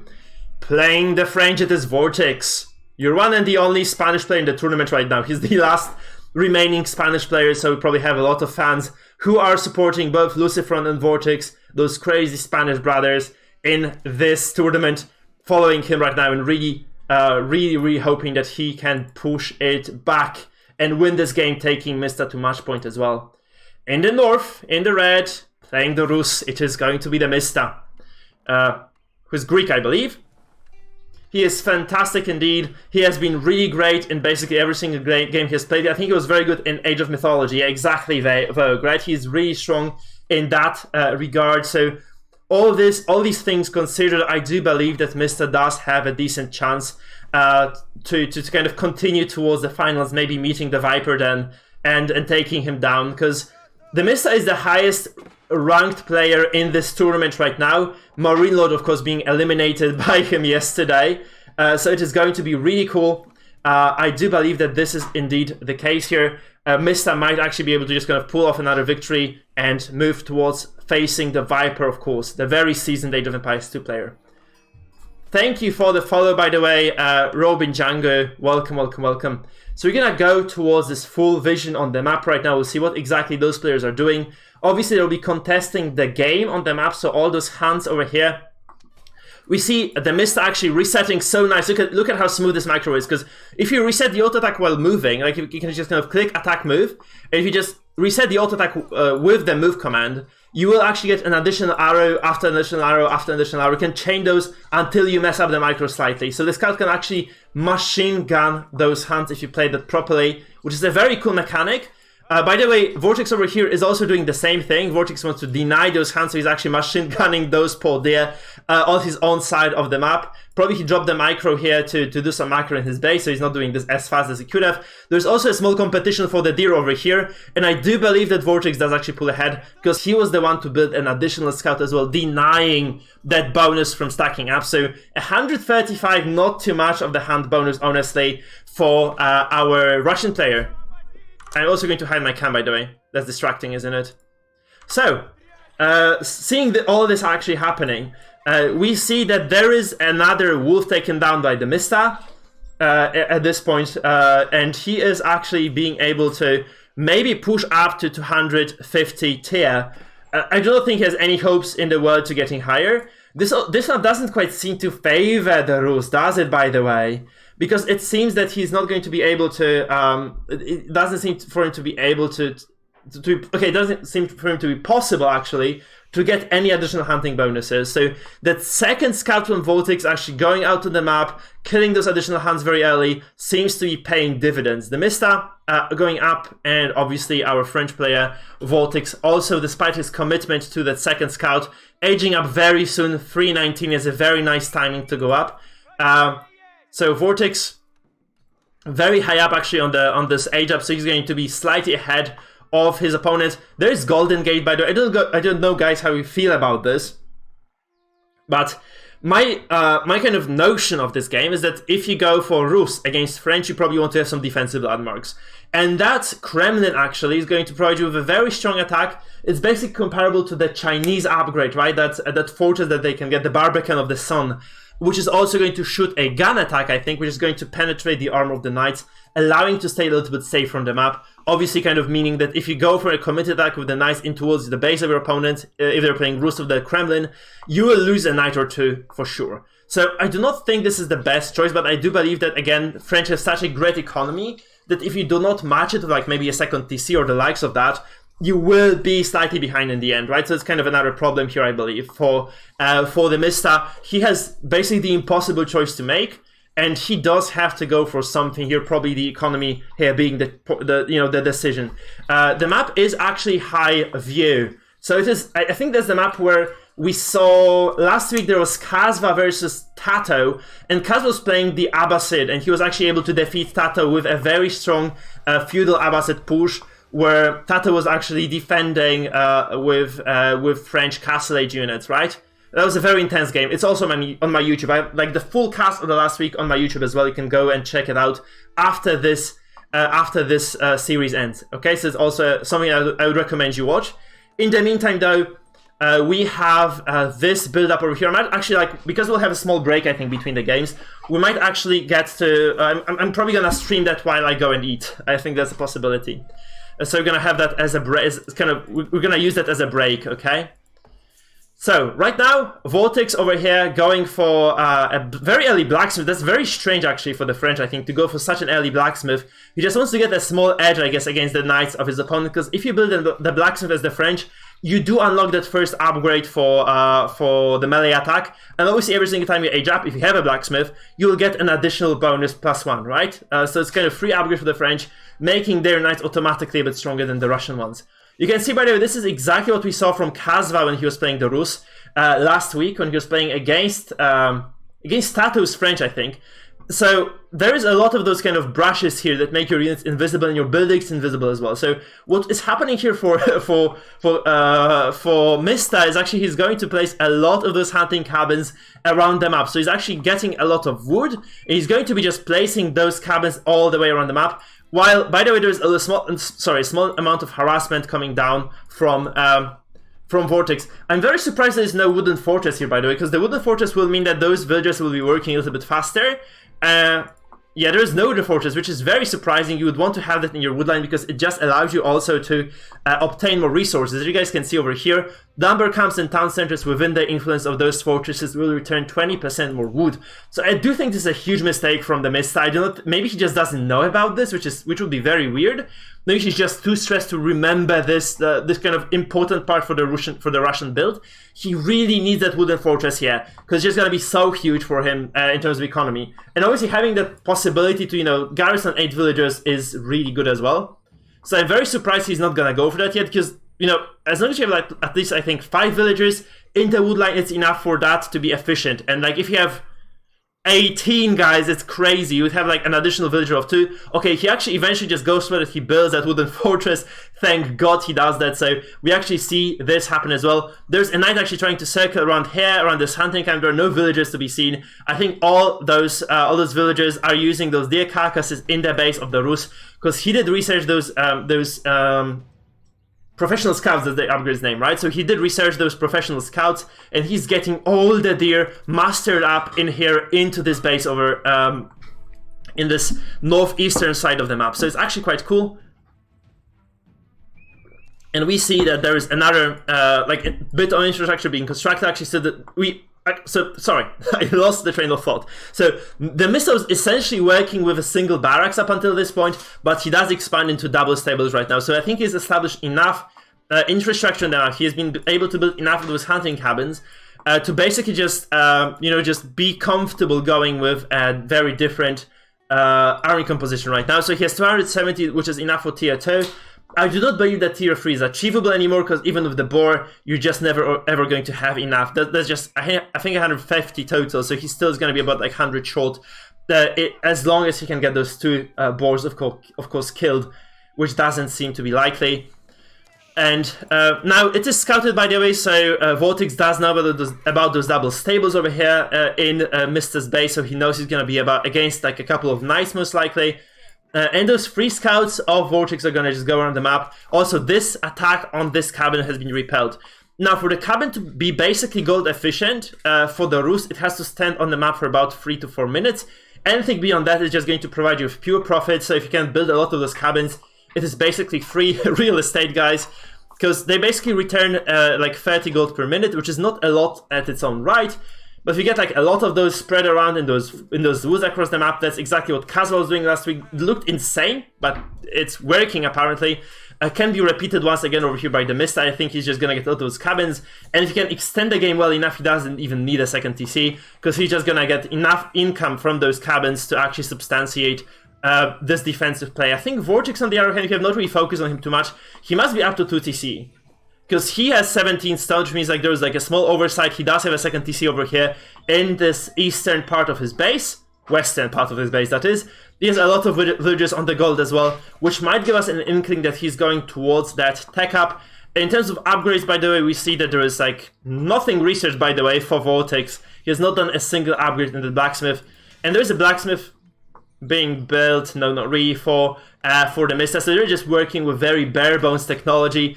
TheMista might actually have a little bit more gold like as the game progresses, because those hunting cabins, of course, are going to provide him with decent economy if you can obviously get them to kind of remain on the map for a longer time. Another cool thing that another viewer told me about yesterday that I was completely unaware of is that if you place a cabin and then you chop off the woods, you'd still, I think, retain the bonus that it had. So you're not going to lose the bonus by chopping down the trees, I think. That's what I was told. Anyway, we can verify this very quickly by looking at this value over here and seeing whether this is going to be valid or no.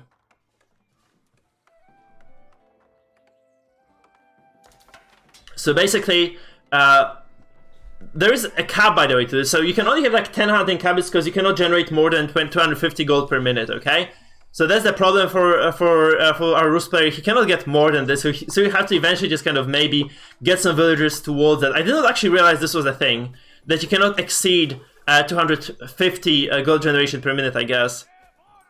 So that's kind of another problem for TheMista. So he might be kind of overbuilding this, because he has like 1, 2, 3. I don't have the hotkey, so we can just count 4, 5, 6, 7, 8, 9, 10, 11, 12. I think it's like 13 cabins. So it's actually the case that he might have a little bit too many. So obviously losing some will not cost him anything then. It's kind of a nice, slow gold generation. Obviously it kind of equals 2 relics and a half. So obviously not too bad, right? Not too bad at all. And we do not see, I don't think we will see any age up yet. Vortix nowhere near in terms of resources, neither is TheMista. We see like some knights chasing the knights so we have like 2 packs of knights actually chasing one another.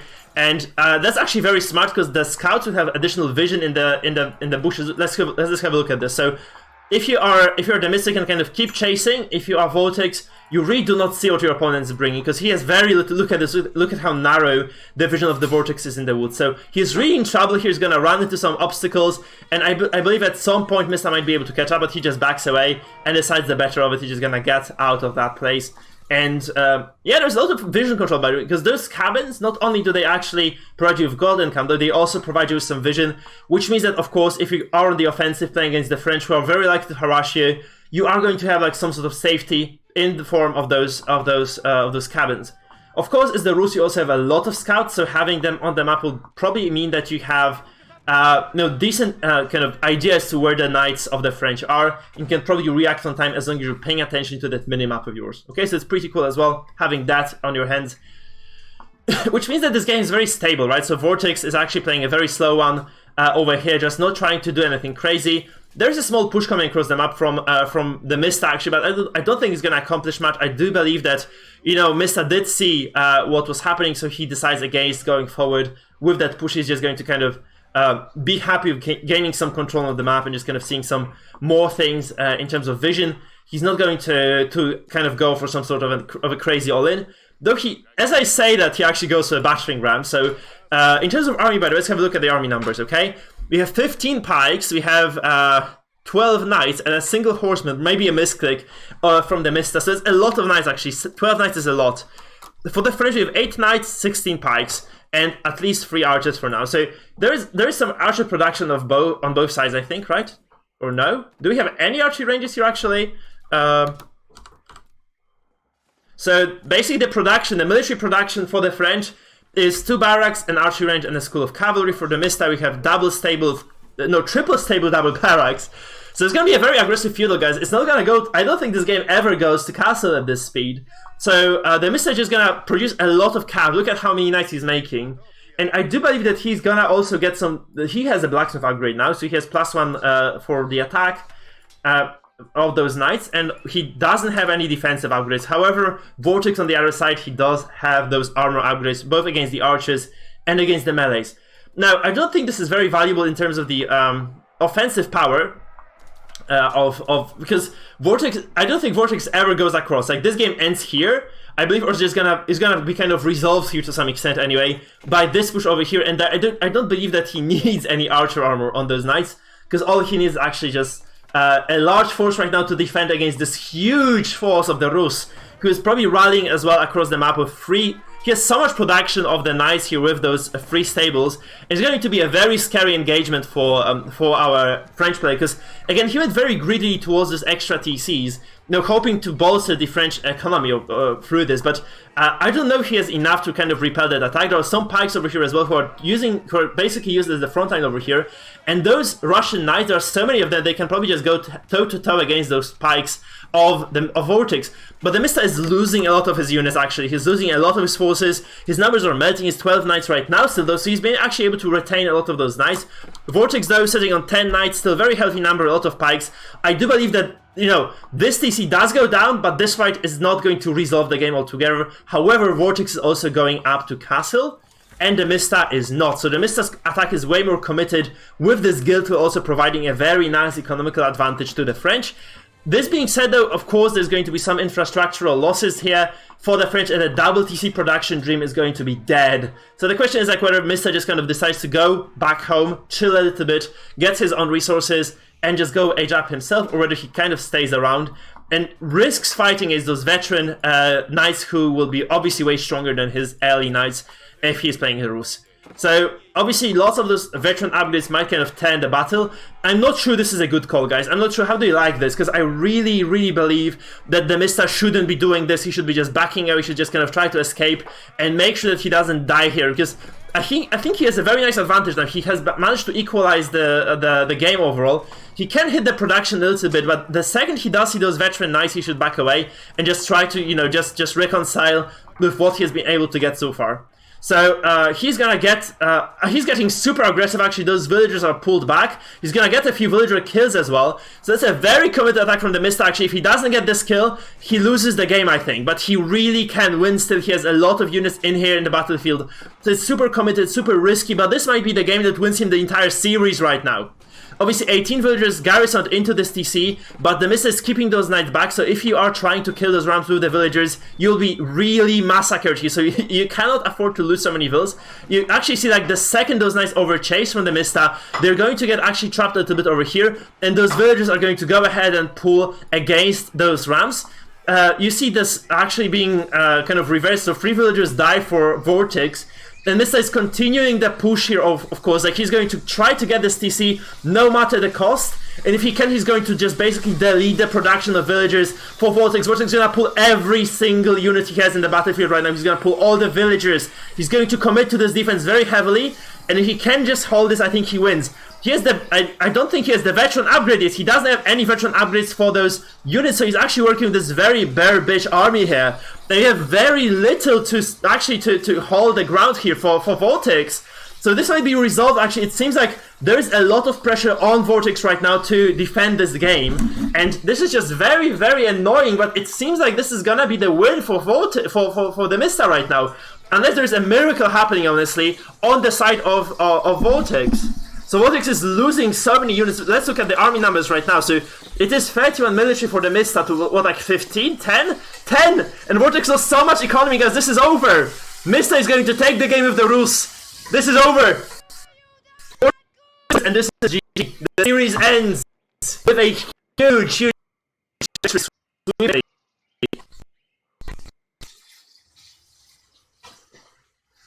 for TheMista. Mista takes it with the Rus, very decisive push. He knows the better of it. He has a very good army. He goes for that kill. He takes down his opponent. Man, what a game this was. Holy shit. Let's have a look at those statistics, shall we? Sorry about the sound. My girlfriend is frying some chicken for the masala, for the supper. We're gonna eat as we wait for the next game. So, guys, this is so big. Look at this shift. This is like basically equal army numbers. The fight takes place. We have very nice military for both players, but Mista has slightly more. He just manages to outproduce because Vortix goes greedily towards that castle age. He doesn't get much out of it as well because he would have had, like, 10 knights more. He had so little production as well. And he has just so much. Yeah, I know. The audio issues occur because my computer is a potato right now. So up until I can get this bad boy going, I'm gonna show this because I feel like this is like my second child right now. If I can get this installed into a normal PC, the lag will be gone, but for now it's gonna be trouble. So guys, please, if you are enjoying yourselves, please consider dropping me a subscription on YouTube or following me on Twitch. We're going to be casting the finals very, very soon. I'm going to see actually how the mainstream is going right now. So I'm going to leave you for now. I will obviously just kind of keep talking to you though. So we're not going to be casting anything for now because obviously there's going to be the Viper versus TheMista really, really soon. It's just not going to happen yet, I think.